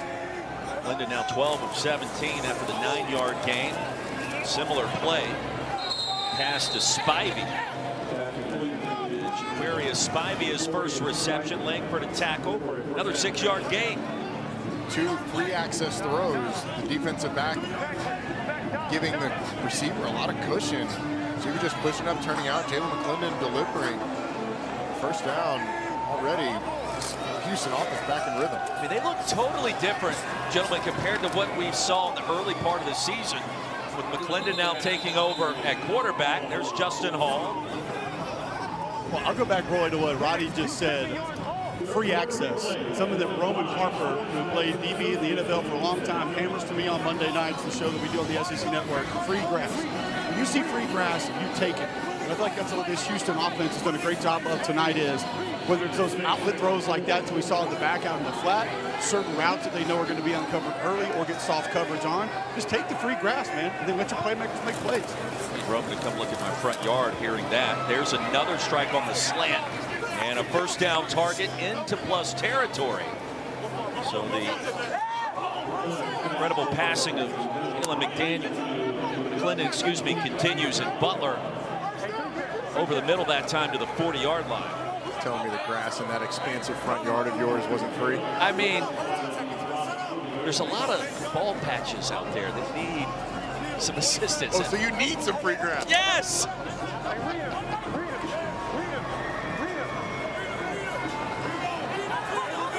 Roughnecks on the move again. And McClendon now 15 of 20 through the air. And they're going to take the expiration of the play clock. Timeout. Houston. Roughnecks 30 seconds. use those timeouts quickly in the first half and again here in the second. What you want, EP? I got it. You want the same thing? Call it. Call it. You had that? Yeah. Go, go, go. He's asking Eric Price, the offensive play caller, to do the same thing before the timeout. It don't matter because if it is, I mean, look, he told us this week, it's on me that we haven't pushed the ball down the field more. But it did feel like he had more confidence in Jalen McClendon to be able to push some of those buttons on the deep ball this week. And we've seen that so far. We've seen it a little bit, but they haven't needed to because they've been so efficient in the short passing. 2 minutes in to our second half. Close handoff goes to White. Jordan Williams attack. 3-yard pickup will give them that. San Antonio defensively doing a full line change. This defense has been on the field a lot in this game. You saw a 2-1 time of possession advantage for Houston over San Antonio in the first half. And now we're 3 minutes into this second half, and it's feeling like one of those long drives again. This is a big play, trying to get Houston in 3rd and long. On second down, McClendon surveys, dumps it off to White. Little jump pass, and White to the edge. Hit the circle button on the spin and dives ahead. And a 6-yard pickup. It'll be 3rd and short. The tackle by Nelson. You know, that play kind of goes back to what Cole was talking about. That was not the free access. but Jalen McClendon has not gotten impatient by just taking a profit. Quarterback coaches all the time say, you can't go broke taking a profit. Check it down to your running back and get some positive yards. Jaquandre White ends up making a couple of guys miss, setting up a 3rd and short. Free grass and profits. What's not to love on this drive for the Roughnecks? McClendon, a perfect start to the 3rd quarter. He's 5 for 5, a handoff, and it should be enough to move the chains. White needed 2. He needed to get to the 30, and he does. That's a 1st down.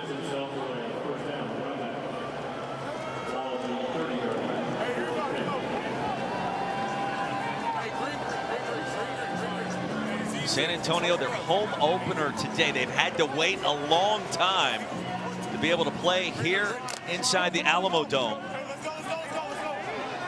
And coming off an impressive win at DC last weekend. First loss of the season for the defenders. Had some momentum, but the Roughnecks have stolen it right away. Kirk Merritt bottled up, he'll lose 4. Rashard Lawrence just creates havoc on the right side. The burst, the power, he just gets out of his stance before Noah Tongi even has a chance to move. Rodney, you see him shoot those hands right there? That's a Pete Jenkins protege for you. Greatest defensive line coach to ever do it. Still works with guys heading into the NFL. Has been off and on the LSU staff, I think 38 times in his career. But Rashard Lawrence, a guy that Pete Jenkins absolutely loved at his time there in Baton Rouge. Man, what a great player he was in the SEC at LSU. Free access and the pass, Kiki Chisholm. Right at the line to gain a 14-yard pickup. And Cole, this is exactly what you talked about in the locker room, or you heard in the locker room. San Antonio talking about get the ball carrier to the ground. Absolutely, Roddy. It's a 7-yard gain if you're able to down the ball where Kiki Chisholm catches it. We go back to that previous 2nd down too, Roddy, where you talked about trying to get a stop for a 3rd and long. You're able to get extra 4 or 5 yards on that one and make it a manageable play. Yeah. Jay Johnson already indicating they'll go for it on 4th down, as you would expect. The power look. Deep give, straight ahead, a burst of speed, and Merritt to the end zone for the Roughnecks.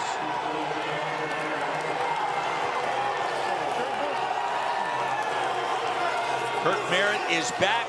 He's healthy. They're going to utilize him on 3rd down. The soft hands and the vision and speed on this touchdown. Watch Samuel Jackson, the right tackle. He's just going to get a little push on the linebacker, Tavante Beckett, right after the cutback, right before the cutback of Kirk Merritt. You get that little shove on Tavante Beckett to knock him out of the hole, gives Merritt enough room, and then he just makes a safety miss and gets in the end zone.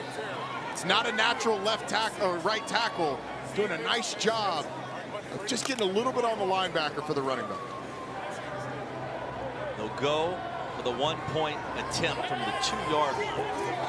Yo, you probably gonna stay in here. You probably gonna stay in. You got one. You got one. 71-yard scoring drive in 10 plays. What's up? And McClendon, quick toss. It's incomplete. 18-0. Looking for Justin Hall, and Mayfield was there. Read it beautifully. Roughnecks continue to gobble up time off the clock. Another long drive, and it's Kirk Merritt from Arkansas State. Gotta love it.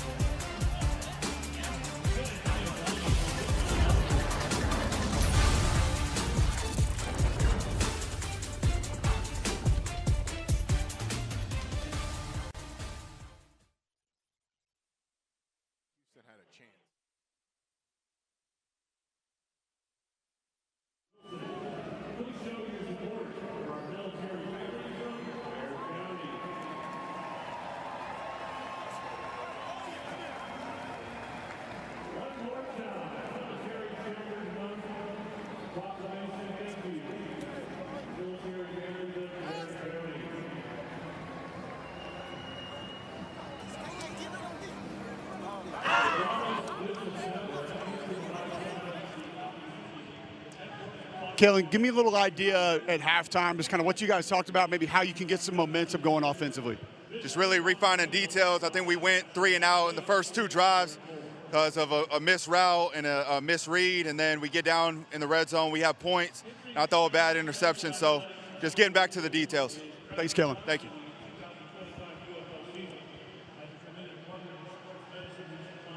I love the ownership there.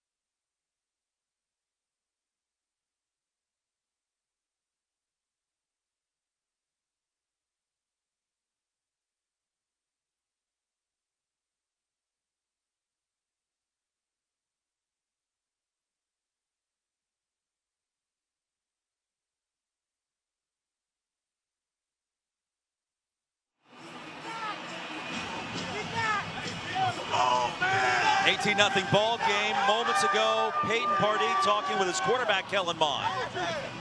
You feel good? Yeah, let's go. Hey, I believe in you, man. Let's have a great second half. Sorry, I hit you in the face. My bad. All right, babe. First year head coach, and then now moments ago, Kellen Mond, the former A&M standout, with our Cole Kublik. Kellen, give me a little idea at halftime, just kind of what you guys talked about, maybe how you can get some momentum going offensively. Just really refining details. I think we went 3 and out in the first 2 drives because of a missed route and a misread, and then we get down in the red zone, we have points, and I throw a bad interception, so just getting back to the details. Thanks, Kellen. Thank you. You love the ownership there. Some issues, the interception. Those 2 3 and outs in the first 2 drives, they were minus 15 yards in the process, which assisted Houston the great field position. The biggest thing is San Antonio, they have not had the ball very much. So it's really hard as an offense to get in the rhythm. It's been almost it's been over a quarter of game time plus halftime since they've had the football. 15 minutes and 11 seconds of possession for the Roughnecks. Slightly more than a quarter. Meanwhile, Kirk Merritt scored his first touchdown of the season moments ago. He's with our Morgan Uber. Kirk, Zaquandre Wright just came over to you and said, I told you, man, I told you. What did he tell you? He told me that we was going to gas him right straight down the middle. I mean, just how we practice.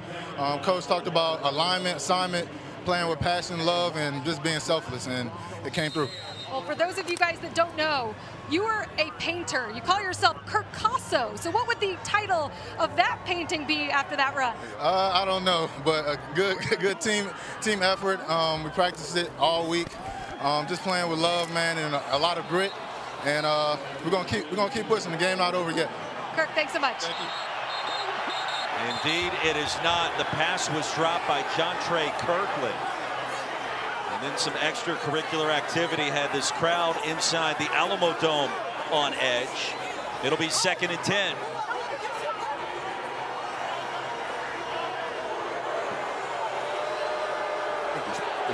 We're pretty fortunate for Jontre Kirkland to have not gotten the flag on this play. He drops the pass, he's frustrated,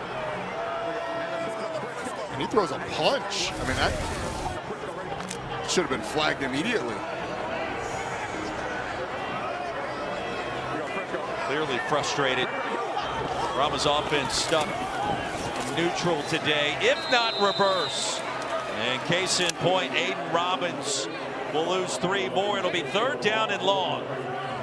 Now Jones, a linebacker, barreling through, and he may have been on the wrong end of that punch from Kirkland moments ago. And well, you see the Brahmas.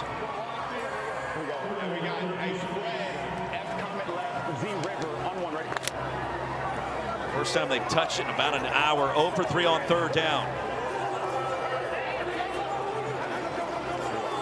Everybody for Houston on the line of scrimmage. Roughnecks showing blitz. 4-man front. They'll swing it out. Corbin will get something ahead towards the 30. Rashad Williams ushered him out of bounds.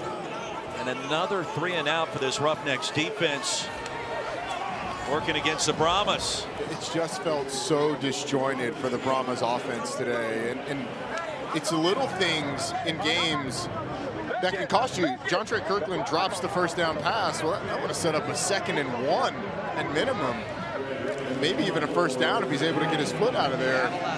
And then it sets you again 2nd and long. Then you get blown up in the backfield, 3rd and long. You turn the ball, or you give the ball back to Houston. Roughnecks thinking about their 2nd win of this season here at the halfway point.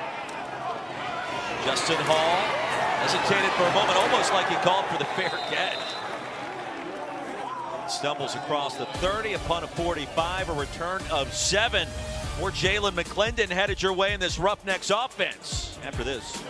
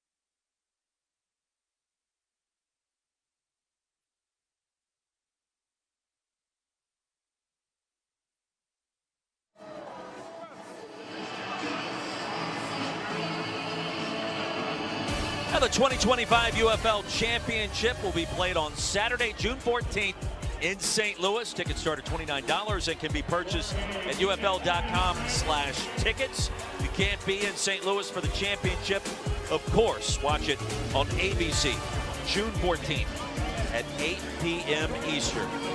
Roddy Jones, Roy Philpott, Morgan Uber, and Cole Kublik back in San Antonio. Jalen McClendon and the Roughnecks get the football back, and it is time again for our weekly audio blitz, where you will hear nothing, the sounds of the game for this entire possession.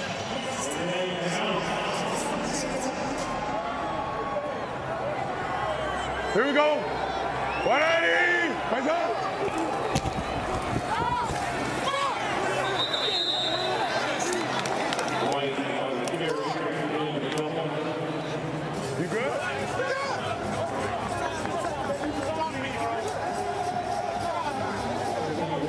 Hey, wide is big strike close.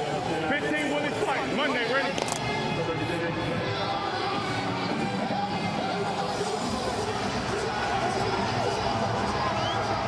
Here we go. 180. What's up?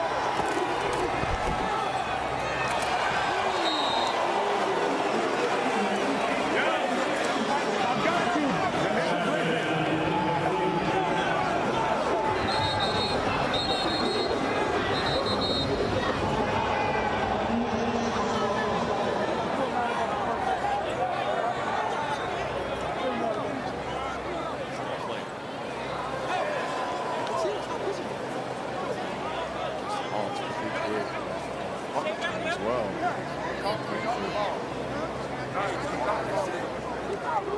was trying to get that ball just a second ago and took the hit from Darren Langford.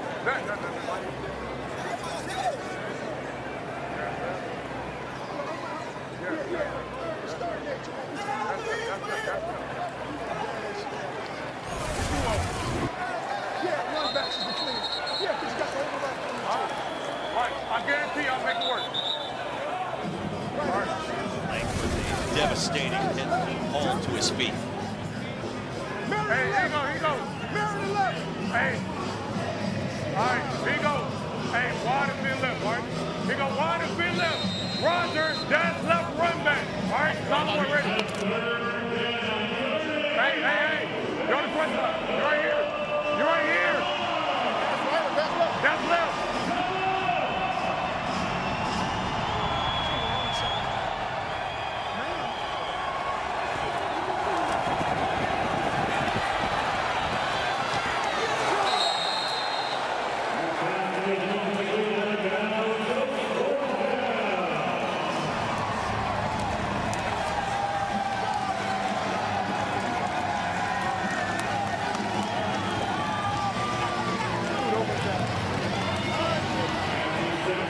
Brahmas get a stop, trailing 18-0. McClendon's pass, it had a chance to get to Keys, and instead the pass incomplete and out of bounds. Matthew Sexton, who had a punt return for a touchdown last week, drops back deep for the Brahmas. And the first time we've seen Mike Rivers, the punter for the Roughnecks, after 4 possessions, all ending in points previous to this one. Rivers, who played collegiately at Troy, sends a wobbler to Sexton from Eastern Michigan. And against the grain, spun down at the 28. Punt of 45, a return of 9. And the tackle by Marvin Moody Jr. The Brahmas begin this drive right there.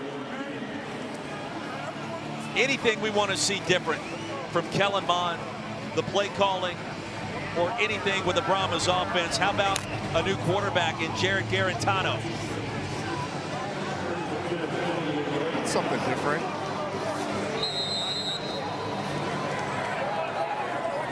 Bit of a surprise. Garantano, multiple stops in college.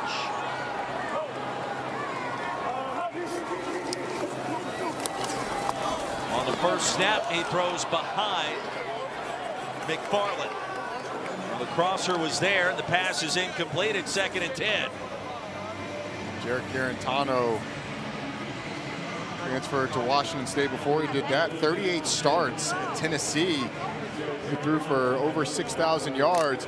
Interesting they would go to Garantano right now. I don't think this performance offensively has been on Kellen Mond. Like, he has delivered the ball well. When he's had opportunities, sure, they've been disjointed, but I guess they're looking for a spark. Yeah, Mond's numbers 4 or 5 for 35 yards. The 1 pick at the goal line. McFarland churning the legs. It'll be 3rd down and medium, a gain of 5. You wonder if this is already 4-down territory for the Brahmas. Still a lot of football left to be played. Spread right purple. It should be a freeze play then, fellas, if we're going to go purple. Smart, too, to hurry up.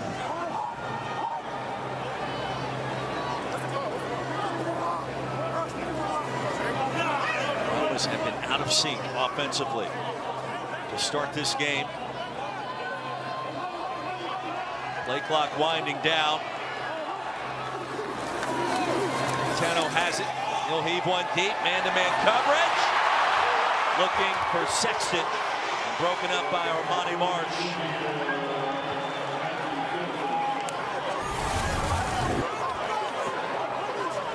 End up going to the slot fade to Matthew Sexton, and Marsh with the breakup. You know, this one's close. I don't think it's defensive pass interference.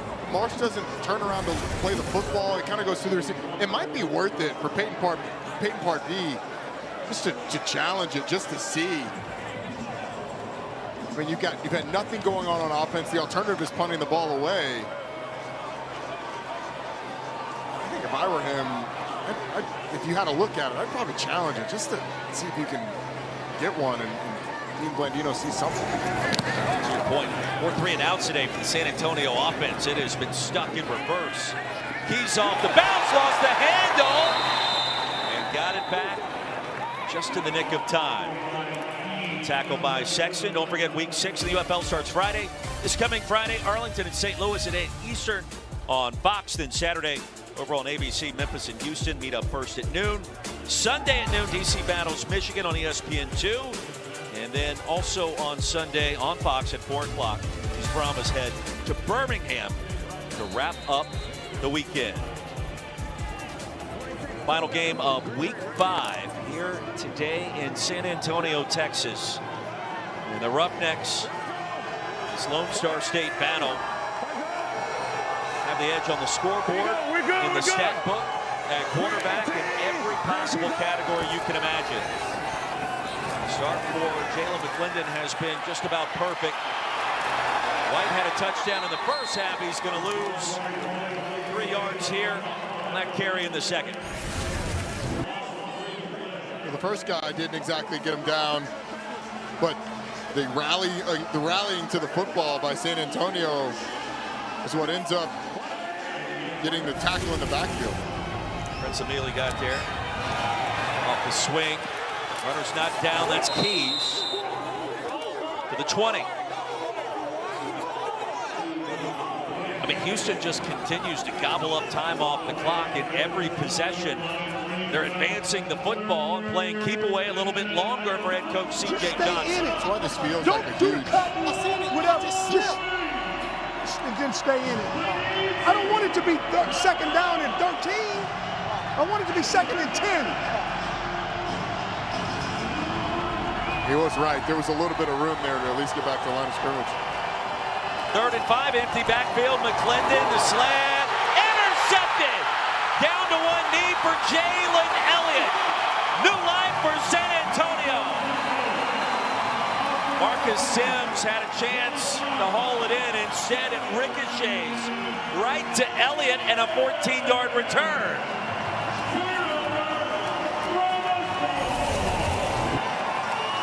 The throw is just a little off from Jalen McClendon. It hits the back shoulder of Marcus Sims.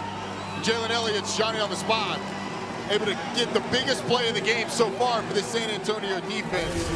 Now offensively, you got to find something. Who do they go to on offense? It's going to be Jarek Garantano still in the game. Second possession for the former Tennessee and Washington State standout. Garantano. Years in the UFL, quarterback run over the left side into the red zone. Down to Cole Kublik. Fellas, Jalen Elliott gets that interception. You have been dialed in over here on the sideline the entire game, whether in or out. Take me back through it, how you got it. Hey, man, the guys in front of me made a play, tipped the ball up, and tips and overthrows, man, you got to get those. Tip drill, right? Yes, sir, yes, sir. Got to get those, man. Hey, we playing hard. We just got to keep executing. Offense going to go score here, bro.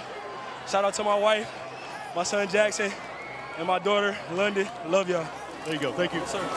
Jackson and London watching with pride right now. A little high step. Garantano short of the line to gain. And a tackle by Xavier Benson. Back-to-back quarterback runs with Jarek Garantano in the game. That's something that's been a lot different since Peyton Pardee has taken over. He's added parts of the quarterback run. They don't run Kellen Mond a lot, and Jarek Garantano hasn't gotten a lot of burn, but more of that in the game plan since Peyton Pardee's taken over offensive play calling. Brahmas 0 for 5 on 3rd down. Garantano hoping to provide a spark, wants to throw it, does. And Marquez Stevenson his first catch. We want a field goal. What do we do here on 4th down? Field goal, field goal, field goal, field goal, field goal, field goal, field goal. They lost a yard, and you hear the decision there, Roddy. Do we want a timeout?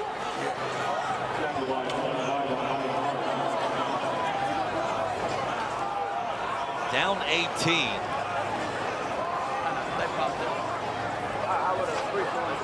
2 touchdowns and 2 3-point conversions. Conceivably, you could tie it up. That seems like a stretch. Instead, they're going to lean on Tristan Vizcaino. First field goal attempt of the season. And Vizcaino connects.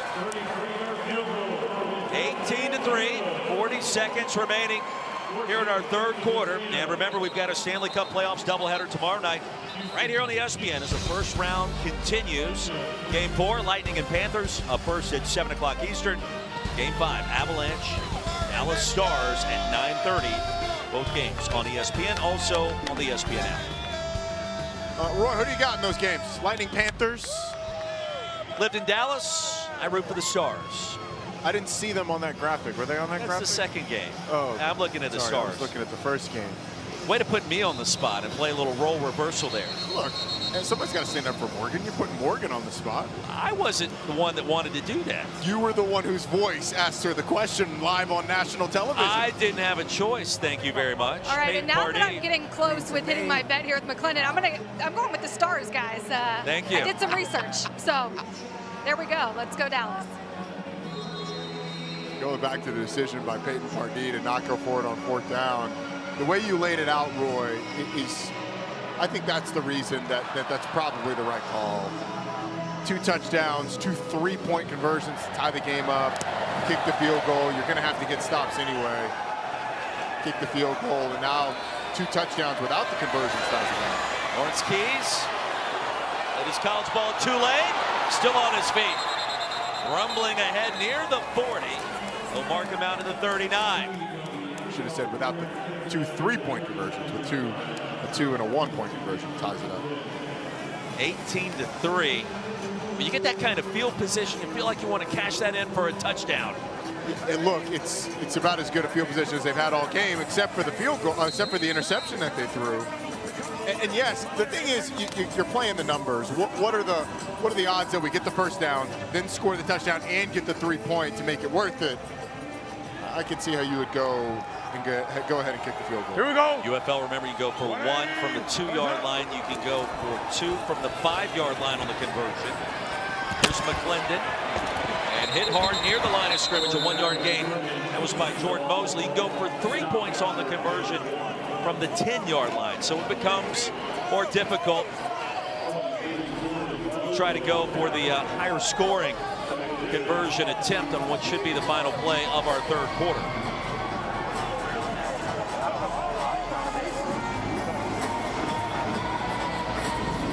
And you wonder what will happen at quarterback of the third quarter. In our final 15 minutes in San Antonio. The home team with work to do, and the Roughnecks 15-point advantage in the Alamo Dome.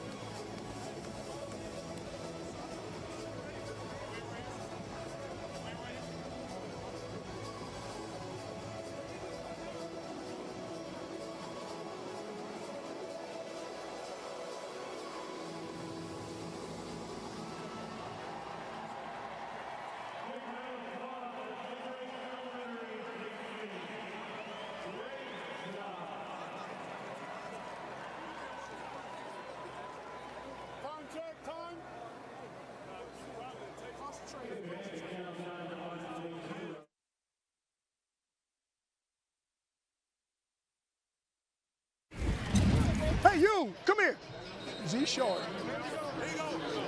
It's gonna be Marcus. Z short. See, I got faith in you. Z short. Willie Meggs. Post. Come in short. Touchdown. I'm coming to you. I'm making it. Start of our fourth quarter, C.J. Johnson mic'd up. And listen, it's not how you drive, it's how you arrive. And the Roughnecks have stumbled onto a quarterback as quarterback issues remain for the Brahmas. Jalen McClendon has made plays. He was talking to Marcus Sims in the break. He's to the top of your screen. Watch the route that he runs. Play action. McClendon takes a shot, and a wobbler is out of bounds and incomplete. It was Sims, the intended target, and it was Jalen Elliott right in front. Jalen Elliott did a nice job of covering it. It was play action.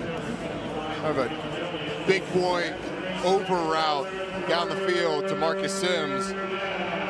Jalen McClendon tried to fit it in there. Ball came out a little wobbly, though. This is a big third down, though, for the San Antonio defense. You're down 15. You need stops. So Houston's had these time-consuming drives. Got to get a stop here. You see McClendon's numbers. That one interception leading to the field goal. Goes underneath to Kirk. Merritt's got to reach for it. Had to cross the 49-yard line. And William Hooper shoved him out right near the line to gain.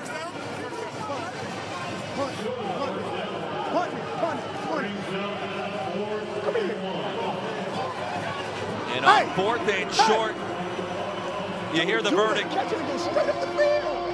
Come on, Kurt. That's exactly what I was going to say. There would have been a collision at the first down marker, but if Kirk Merritt goes up the field, probably gets the first down. Instead, he goes laterally and ends up in a fourth and short. And listen, Rodney, all of a sudden, Brahmas now with 3 straight stops with their defense. And San Antonio, the hang-around team in their home opener. Sexton retreats back to the 5. Had the punt return for a score last week in D.C., not this time. Stymied at the 10. Coming up as soon as we are done in San Antonio, here at the Dome, friendly confines of Wrigley Field. Place to be for Phillies and Cubs. First pitch tonight, 7 o'clock Eastern. And Kyle Tucker getting loose. Chi-Town. Baseball tonight. Get you ready right after our game here on ESPN.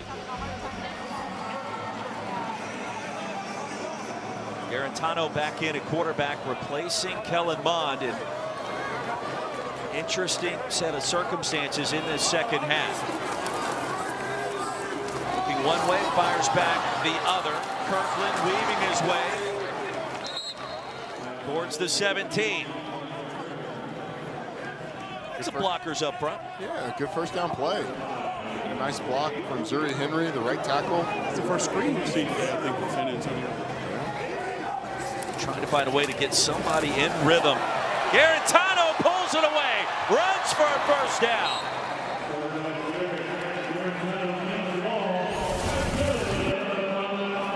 And this ends up being a huge gain. He's reading the in-man on line of scrimmage. He crashes down, so Garantano just pulls the ball, and there's nobody there for Houston until he gets well into the third level. That quarterback run a bigger part of the game, much bigger part of the game with Garantano in. The ball back to the line of scrimmage. Entwine lassoed him down to the turf. Aaron probably had Garantano rushing over. She does have a way of knowing that these things are going to happen, so you're probably right. Well, predicting the touchdowns especially. We've had that a couple of times. We heard it yesterday. On the money there. Second and 10, 3 minutes into the fourth. Big possession, a big potential drive for the Brahmas. 2-score game in the UFL. Off the back foot. Corbin Tackle by Marsh and just a 2-yard gain. Go trips right, Y rev, silver, X slap. Okay, alert to elevator, X curl. Trips right, Y rev, silver, X slap. Alert to elevator, X curl. They're trying to take advantage of that one-on-one matchup to the bottom of your screen with Jacob Harris. Right down here. Brahmas without a third down conversion in this game. Hard to believe. Pressure. Tano and incomplete. And the Roughnecks just blew that play up. Marquez Stevenson, the intended receiver. I mean, you get some pressure from the left side, but Jarrett Garantano has a lane to throw the ball through and has a little half-second more. If he just slides a little bit, it's easy for me to say. I don't have a 250-pound guy running at me. But there was enough there. If he'd just been a little creative, he could have gotten the ball. Jacob Harris dragging across the formation. Justin Hall healthy and back on the field after needing assistance a few moments ago. Pressure was coming from Rashad Berry. And Wing sends it into that coffin corner. Off the bounce from the goal line. Hall's going to be tripped up.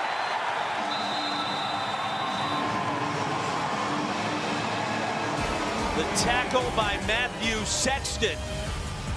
And the Roughnecks have it after a 65-yard punt after this.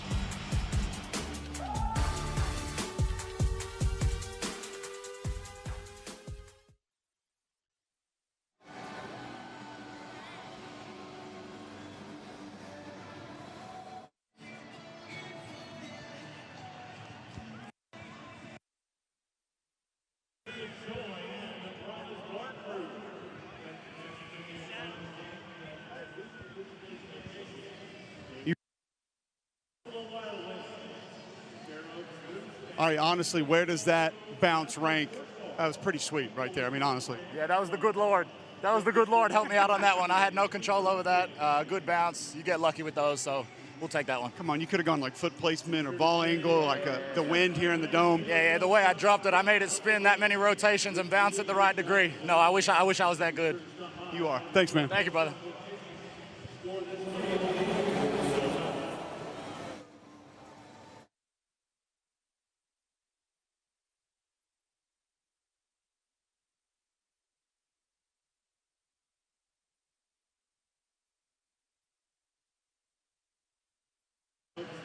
All right, honestly, where does that bounce rank?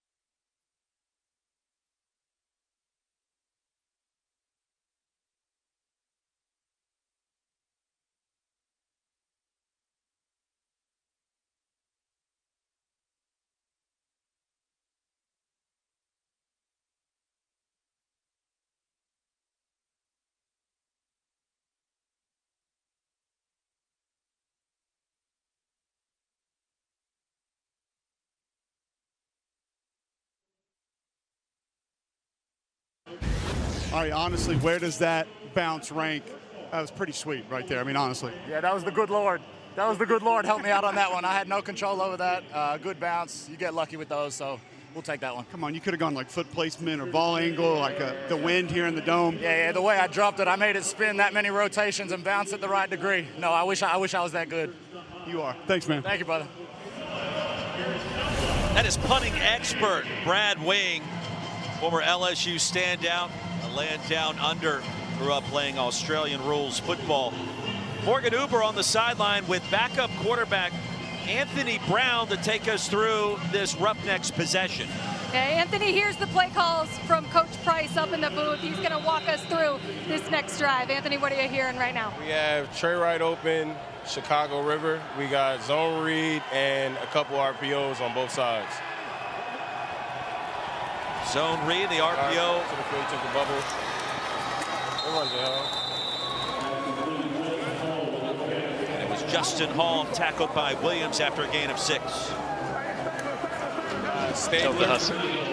It's another outside zone with an RPO on the backside. My bad. I ain't want to talk to the mic too much.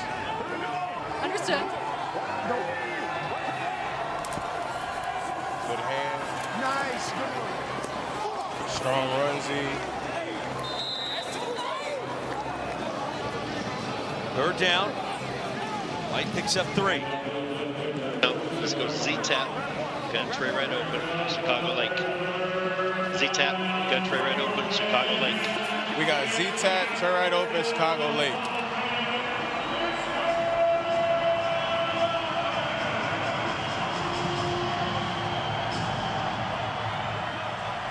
So both RPOs on both sides and zone read. Only needed a yard. Vontae Beckett met him at the line of scrimmage. Well, we got it. You think you got it? I think we got it. I can't really see. It's close. First down, like I said. Let's go Z-tap. Gun tray left open, Chicago River. Z-tap, gun tray left open, Gun Chicago tray left River. open, Chicago River.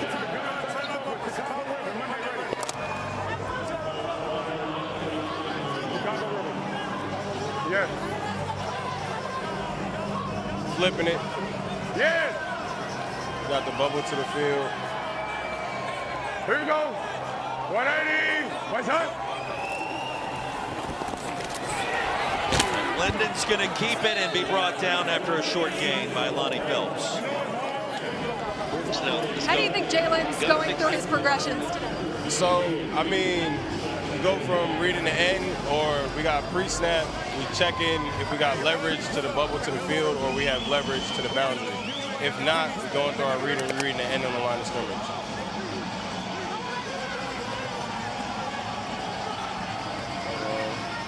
Monday! Missed that one, but it's fixed left close. 180! What's up? QA speed smash. Pass caught. By Hall. 3rd down again, a 2-yard gain. All right. Thanks, Anthony. Appreciate it. Big 3rd down here. Thanks to Anthony Brown for taking us through some of that. You can see how much the RPOs play into it. Basically an RPO on every single play. With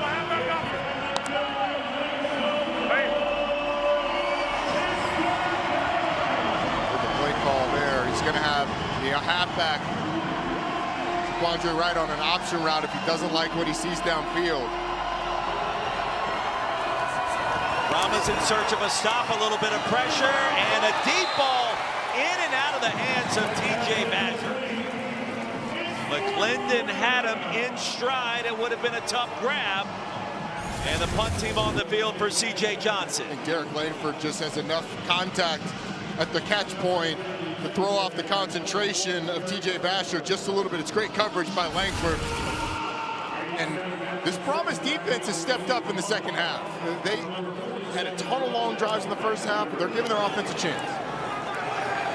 Mike Rivers punts it to Matthew Sexton. Brahmas need a big play into plus territory. And another chance. Jarrett Garantano, 18-3, 7:14 remaining here in San Antonio.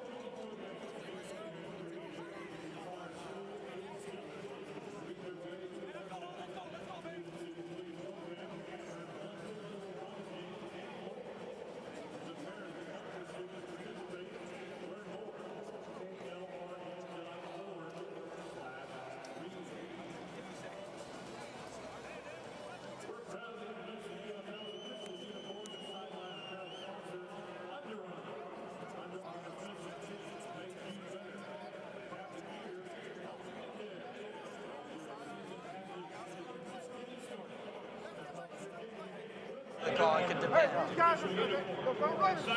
set the script. They'll give a penalty. We don't do that.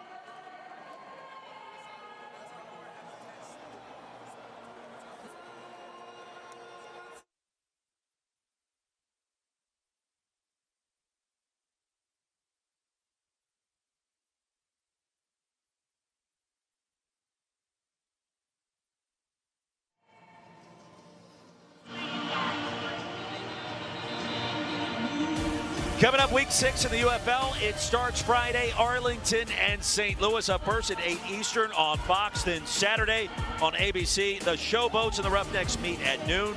Sunday, 2 more games, DC battles Michigan. It's on ESPN2 at noon Eastern. Then on Fox at 4 o'clock, the Brahmas and the Birmingham Stallions back at it to wrap up week number 6 next weekend. Brahmas are getting set to run just their 10th play in Houston territory. Jarrett Garantano remains in at quarterback. Out of the bullpen, if you will, and the draw to McFarland. For perhaps a 5-yard pickup and a tackle by JT Tyler. Jarrett Garantano's coming to the game. So the talk on the Houston sideline has been, hey, look, we're going to see more quarterback run. Be ready for it. 32 career starts in Tennessee. 7th most passing yards in school history in the SEC. And an interception. It bounced right to Williams. Rashad Williams. And a pick 6 for the Roughnecks with 3 penalty markers down. All right, ruling on the field is an interception return for a touchdown. During the return, legal block below the waist, San Antonio number 67.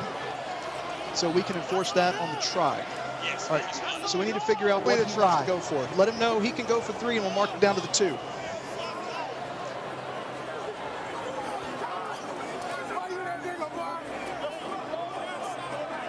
Harris probably should have caught that pass. And instead it's 6 the other way.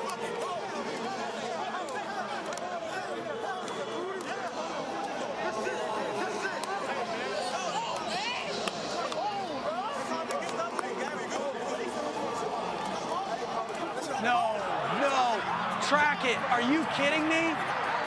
Are you kidding me again?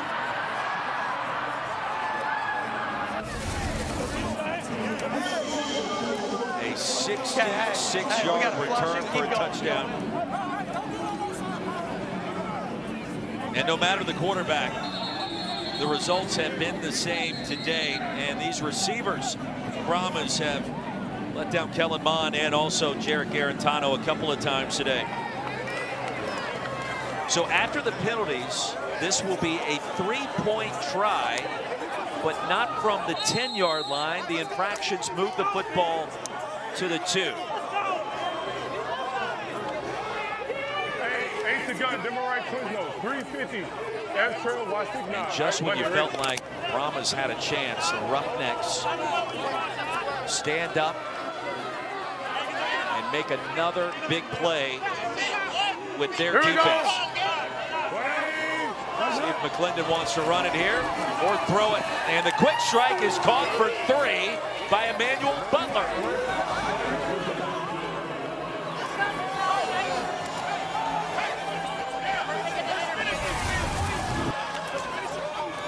This is a tight window. I mean, there's no extra space in that window.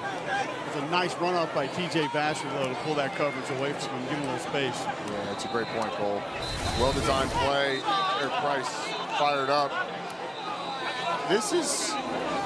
Houston has dominated this game. Despite San Antonio kind of hanging around, the defense came to play in the second half. Great job. This Houston defense has been awesome. a Houston defense that played pretty well last week against Birmingham. Just gave up a ton of big plays. Hey, I know. That ain't, yeah. They have not been able to find them on that San Antonio sideline. Down to Morgan Hoover on the Roughnecks bench. Yeah, a lot of high fives being given out around here after that pick six. I saw your defensive coordinator, Chris Wilson, pull you aside. And what did he tell you in that moment? Man, just go out there and be focused, lock in. We knew it was a big drive and we needed to stop or turnover. And just, you know, by the blessings of God that we got one. Was that instincts or film study there? I say instincts, but also film study. What, I mean, for this defense, the way you guys are playing, how do you explain what is the single biggest key to the way that you guys have showed up today and played out? Man, just really just coming together and just believing in each other, putting it all piece by piece. We work hard every day at practice, you know, putting God first for what people believe in and coming out here and just displaying it. Great shot. Thanks so much. Congrats. Former all Big 12 performer at Texas Tech, a couple of seasons at UCLA. Rashad Williams, second pick. Receiving team, yes. We'll go from your flag. 29. During the return, holding, receiving team number 29. 10-yard penalty, first down. Hey, Q, give me a ball. Q. Carpenter costs his team 10 more yards. It's starting to feel like one of those burn the tape games for San Antonio. You go back, you watch it. We're in 10-10-10. 10-10-10. Hey, this is the only drive that matters. Let's be ready to roll. Okay. Gold, Y cross, H option. Gold, Y cross, H option out of spread. This is out of spread. Jarek Garantano remains on the field. Kellen Mond on the sidelines. 7-3 ball game. Brahmas have not led today. Roughnecks have played keep away with their offense. And the defense has been absolutely lights out. Corbin a drop. Second down. It's just been one thing after another offensively for San Antonio.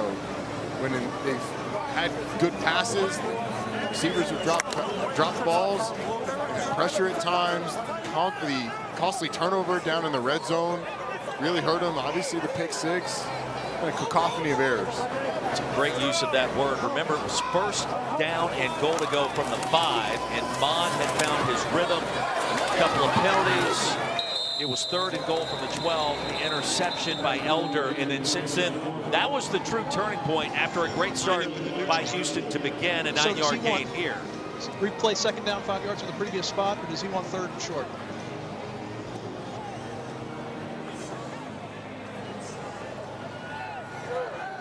He wants 3rd down. Your number? Number 4. Offside. Defense number 4 lined up in the neutral zone. That penalty is declined. It's 3rd down. Adam Savoy, our referee today. Under 6 minutes to go. Brahmas 0 for 7 on 3rd down. Struggled in that department this season. Just now crossing the century mark in total offense in this game.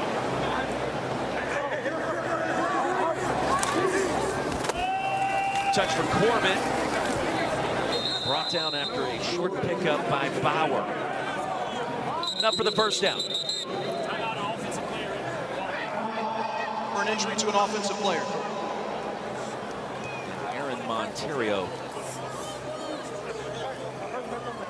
starting right guard.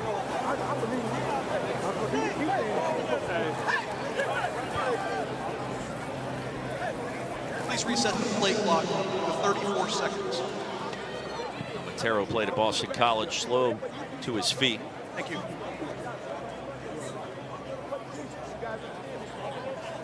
First down conversion. If San Antonio is gonna get back in this thing though, even have a shot, you're gonna have to create some chunk plays. 10 personnel. We're gonna go trio left. No. Let's go 2x2. 2x2. Okay, let's go here. Go tight. Blue F shoot X Texas. Tight blue F shoot X Texas. We get single high. Jacob, be ready to take the top off the coverage. Okay. Tight blue F shoot X Texas.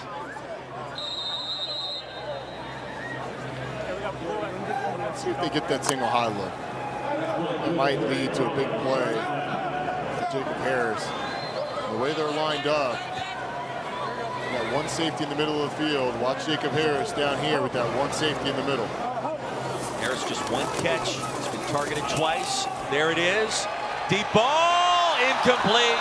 Harris diving down, unable to haul it in. I mean, single high safety, so it's one-on-one down here, and Jacob Harris just wins, runs right by Rashad Williams, and it's all about, can the throw be there?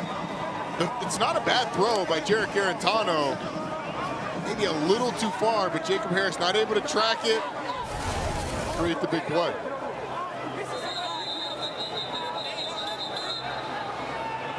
Second down and 10. San Antonio, they're first. Brahmas 30 seconds. will call a timeout. I called that timeout at 46. No way. No way. Great job on that. We're in now 11. Okay, we got to communicate. We've got to communicate when we don't have receivers in. Okay, so let's go here. All right. I understand, but that needs to be communicated. All right, so here's what my thoughts. All right, we're going to go red, F, move, win, Hoss. Let's get a completion. Okay, then be ready for 6 shallow. We good? Yep. Out of spread, red, F, move, win, Hoss. Out of spread, red, F, move, win, Hoss.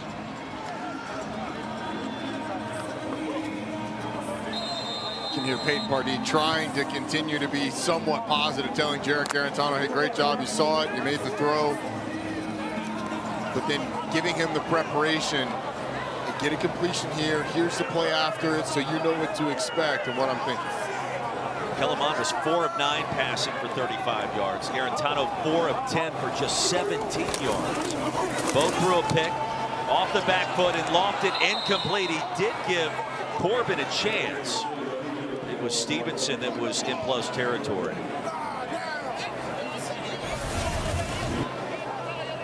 Well, the blitz, it's just too much for San Antonio's offensive line. Houston sends 6 defenders. You only got 5 blockers. Garantano knows he's going to have to go somewhere with the football, lofts it up. But Houston's done a nice job. San Antonio's gone empty of finding ways to create pressure. 3rd down and 10. Brahmas running out of time. Their home debut. Off the tunnel screen, Kirkland navigates his way to the 35. It'll be 4th and short.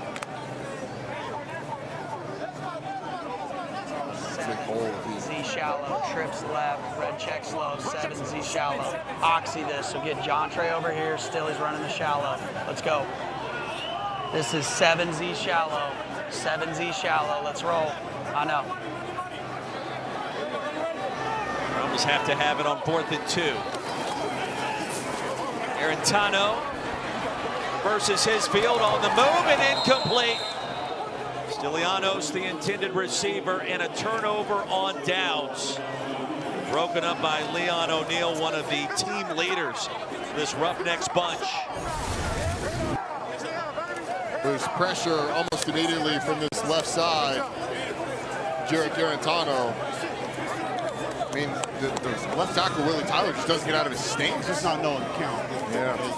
You're late right there, and that's just free access to the quarterback. That can't happen. It certainly can't happen on the 4th down on the biggest play of the game for your offense. Have we seen any indication this season that we would get a result like this afternoon in San Antonio? I would say no. Cole, what do you think? Yeah. This has just been discombobulated. 11 guys on the field, 13 guys on the field. The timeouts, the delay of games.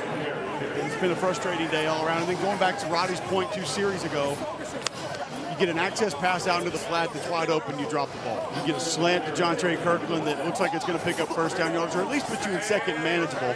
You drop that ball. And it happened again on the previous drive on 1st down. You've had opportunities, and not many players have taken advantage of the opportunities that have been in front of the San Antonio team today. I mean, the pick 6 was essentially a drop ball. It was in his hands, yeah. Saw Leon O'Neal there, who perhaps has made the biggest jump for this Houston organization. And I'll say this, offseason. I'm sorry, Roy. I'll say this. 2nd half, the defense has actually stepped up. Yeah. The defense has played well. They made a couple adjustments. They've come out. The emphasis was to get ball carries to the ground. They've done that.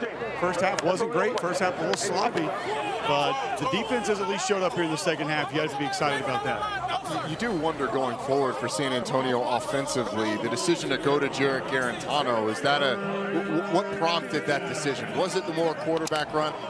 Kellen Mond certainly wasn't lighting the world on fire, but I thought the problems were around the quarterback in the first half. There haven't been many dropbacks that either quarterback has not taken a hit when they've dropped back today, and that's your biggest problem. San Antonio, they're second, 30 seconds. Well, after the pass to Chisholm, it lost 2. Come here.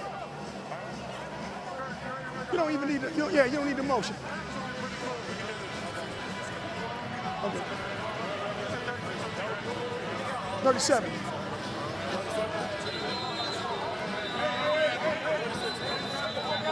Go.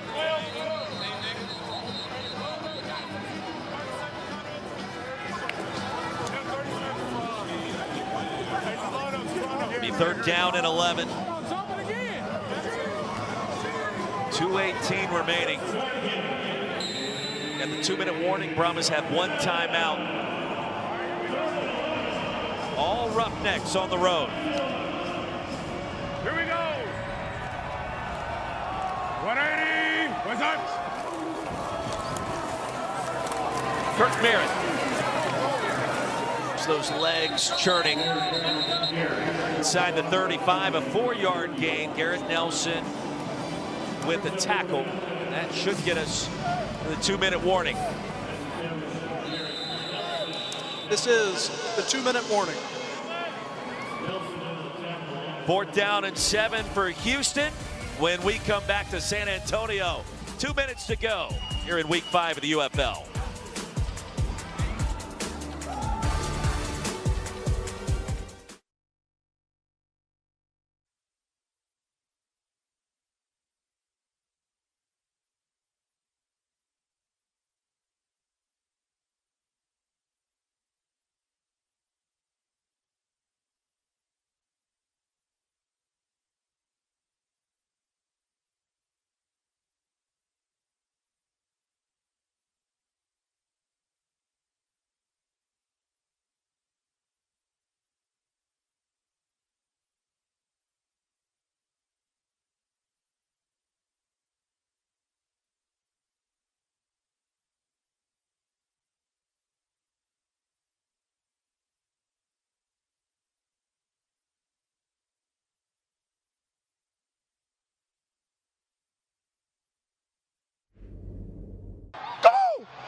God, what are you doing?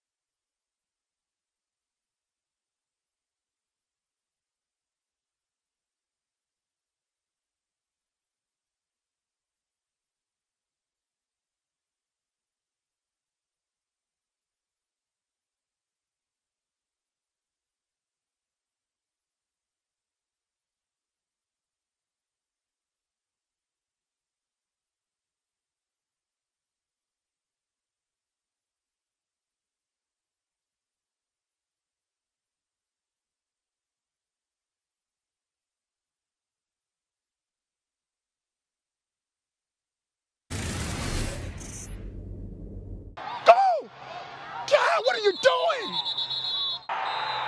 Yes! Yes! Yes! Yeah! Miss it. He missed it. Hey, stop it. Just be quiet. First down! Get the first down! I got that.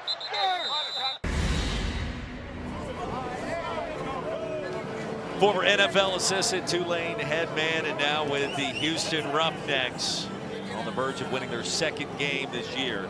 C.J. Johnson, the always animated Coach Johnson. I tell you, I think he is my favorite coach to hear the mic down. From the animation to the just be quiet. I want to hear it right now. The why you were in the game a couple of weeks ago might be the best clip of the season in the UFL.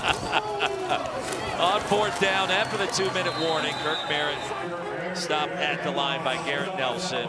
He'll lose a yard. Brahmas are going to get it back. You got 1:54 to go, and they're down by 24.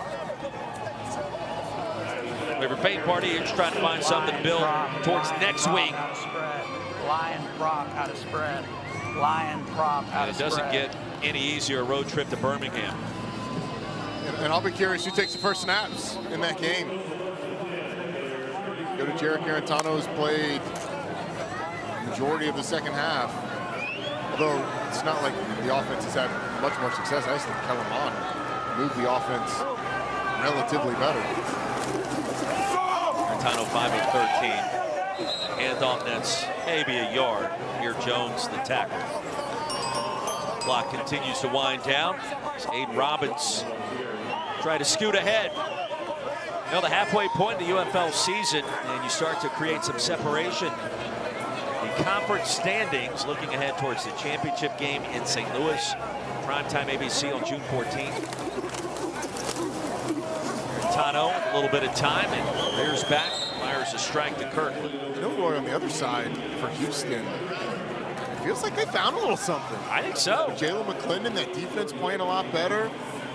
You get Memphis at home next week. Run game's gotten going a little bit. Run game has gotten going, and you know, you look at the standings. Memphis is one of those teams that you want to get. You go back to this San Antonio team. Birmingham drops that game to Memphis the other night. Like that's, we all start wondering about what Birmingham is going to do to bounce back. Nearly intercepted by Moody. He's had himself quite an afternoon in the Lone Star State. All smiles. We'd like to get that one back. His defense on point. Can't be dropping interceptions like that. Come on, Marvin Moody. Played his college ball at Tulane. He did the hard part. Horizontal. 4th and 4.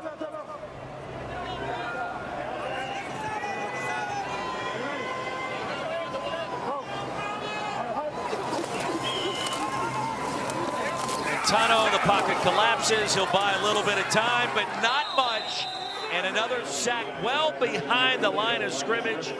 Christopher Allen, his second tackle, the San Antonio quarterback, for a sack in this game. I mean, it's right up the middle between two San Antonio offensive linemen. Just splits the center and the guard. Powers right through. San Antonio is going to have to go back to the drawing board in terms of just their ability to protect the passer. That's another one, Roddy, like we talked about last week and even 2 weeks ago. I think it was kind of a little quarter slide. Yeah. The guard with nobody to his left, you take that gap with your eyes, you set straight back, you anchor that A gap between you and the center, and then worry about your responsibility outside visually, and at least give your center that help right through the middle of the A gap. So Marvin Moody doing his push-up punishment. Drop interception. You got to drop down and give me. Look like it was about 10, 15, 20. We do the same thing here in the booth if we mess up a call of some sort, push-ups. That's why I've been doing push-ups the entire time, and you have not. Now the Roughnecks should be one more snap, one more kneel down.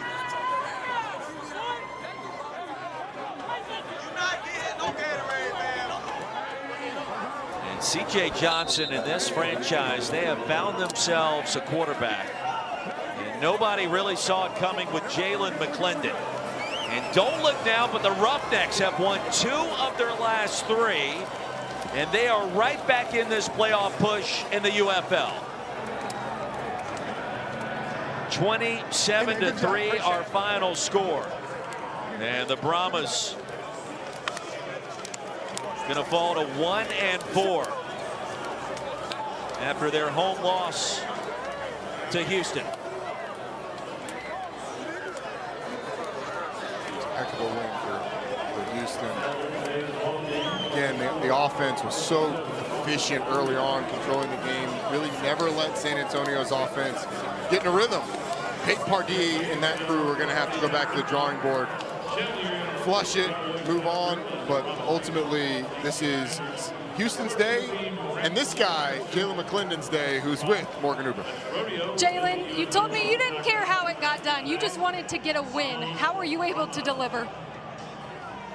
I don't think it was me. I think everybody just did their job. Like early in the week, I told you earlier before the game, we just been preaching everybody do your job. And I think we did that. Defense did a great job holding them to the freaking 3 points. And I think we just did our job, just going down the score and getting in the red zone. We got to do a little bit better in the second half, but I think we did our job overall. You're the first to deflect any sort of praise about yourself, always making it about the team. How did they instill the confidence in you as you prepared this week for just your second start here, your sixth start, dating all the way back to your college career? Yep. Like I told you earlier in the week, it ain't nothing about me. It's all God. Like, I just try to stay grounded in my faith and knowing it sure comes from the Lord. So I just try to stay grounded in that. I try to read and pray every day. So I think that's all it goes to. Like, obviously, he gave me these great gifts to go out and play, but I think just keeping a good foundation of my faith, I think, is more than anything what helped me come and just play. So. Jalen, thanks so much. Congratulations. Now we send things over to Cole, who's with Coach.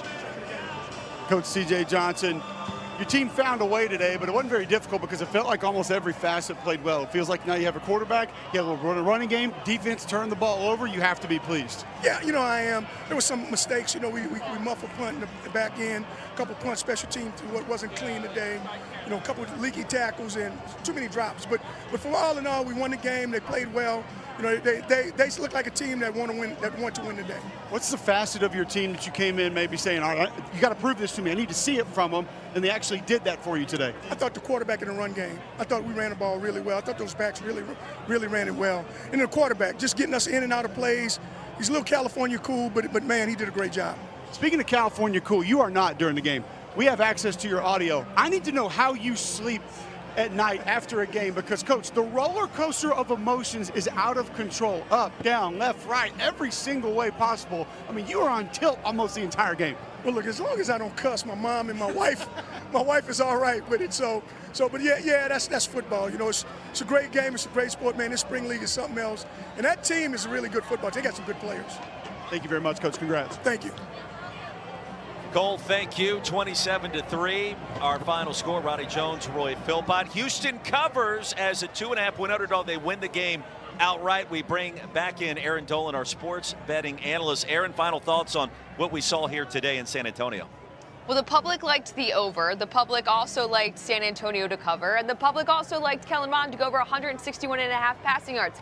None of that ended up happening. It was really surprising that San Antonio only put up 3 points, which, by the way, was the fewest points scored in UFL history. The only time we saw fewer points is when they were shut out in the championship game last year against Birmingham. So going into this game, the overs were really the trend to be looking at. But keep in mind, underdogs this weekend are 4-0 straight up. So the dogs were barking as Houston gets the win.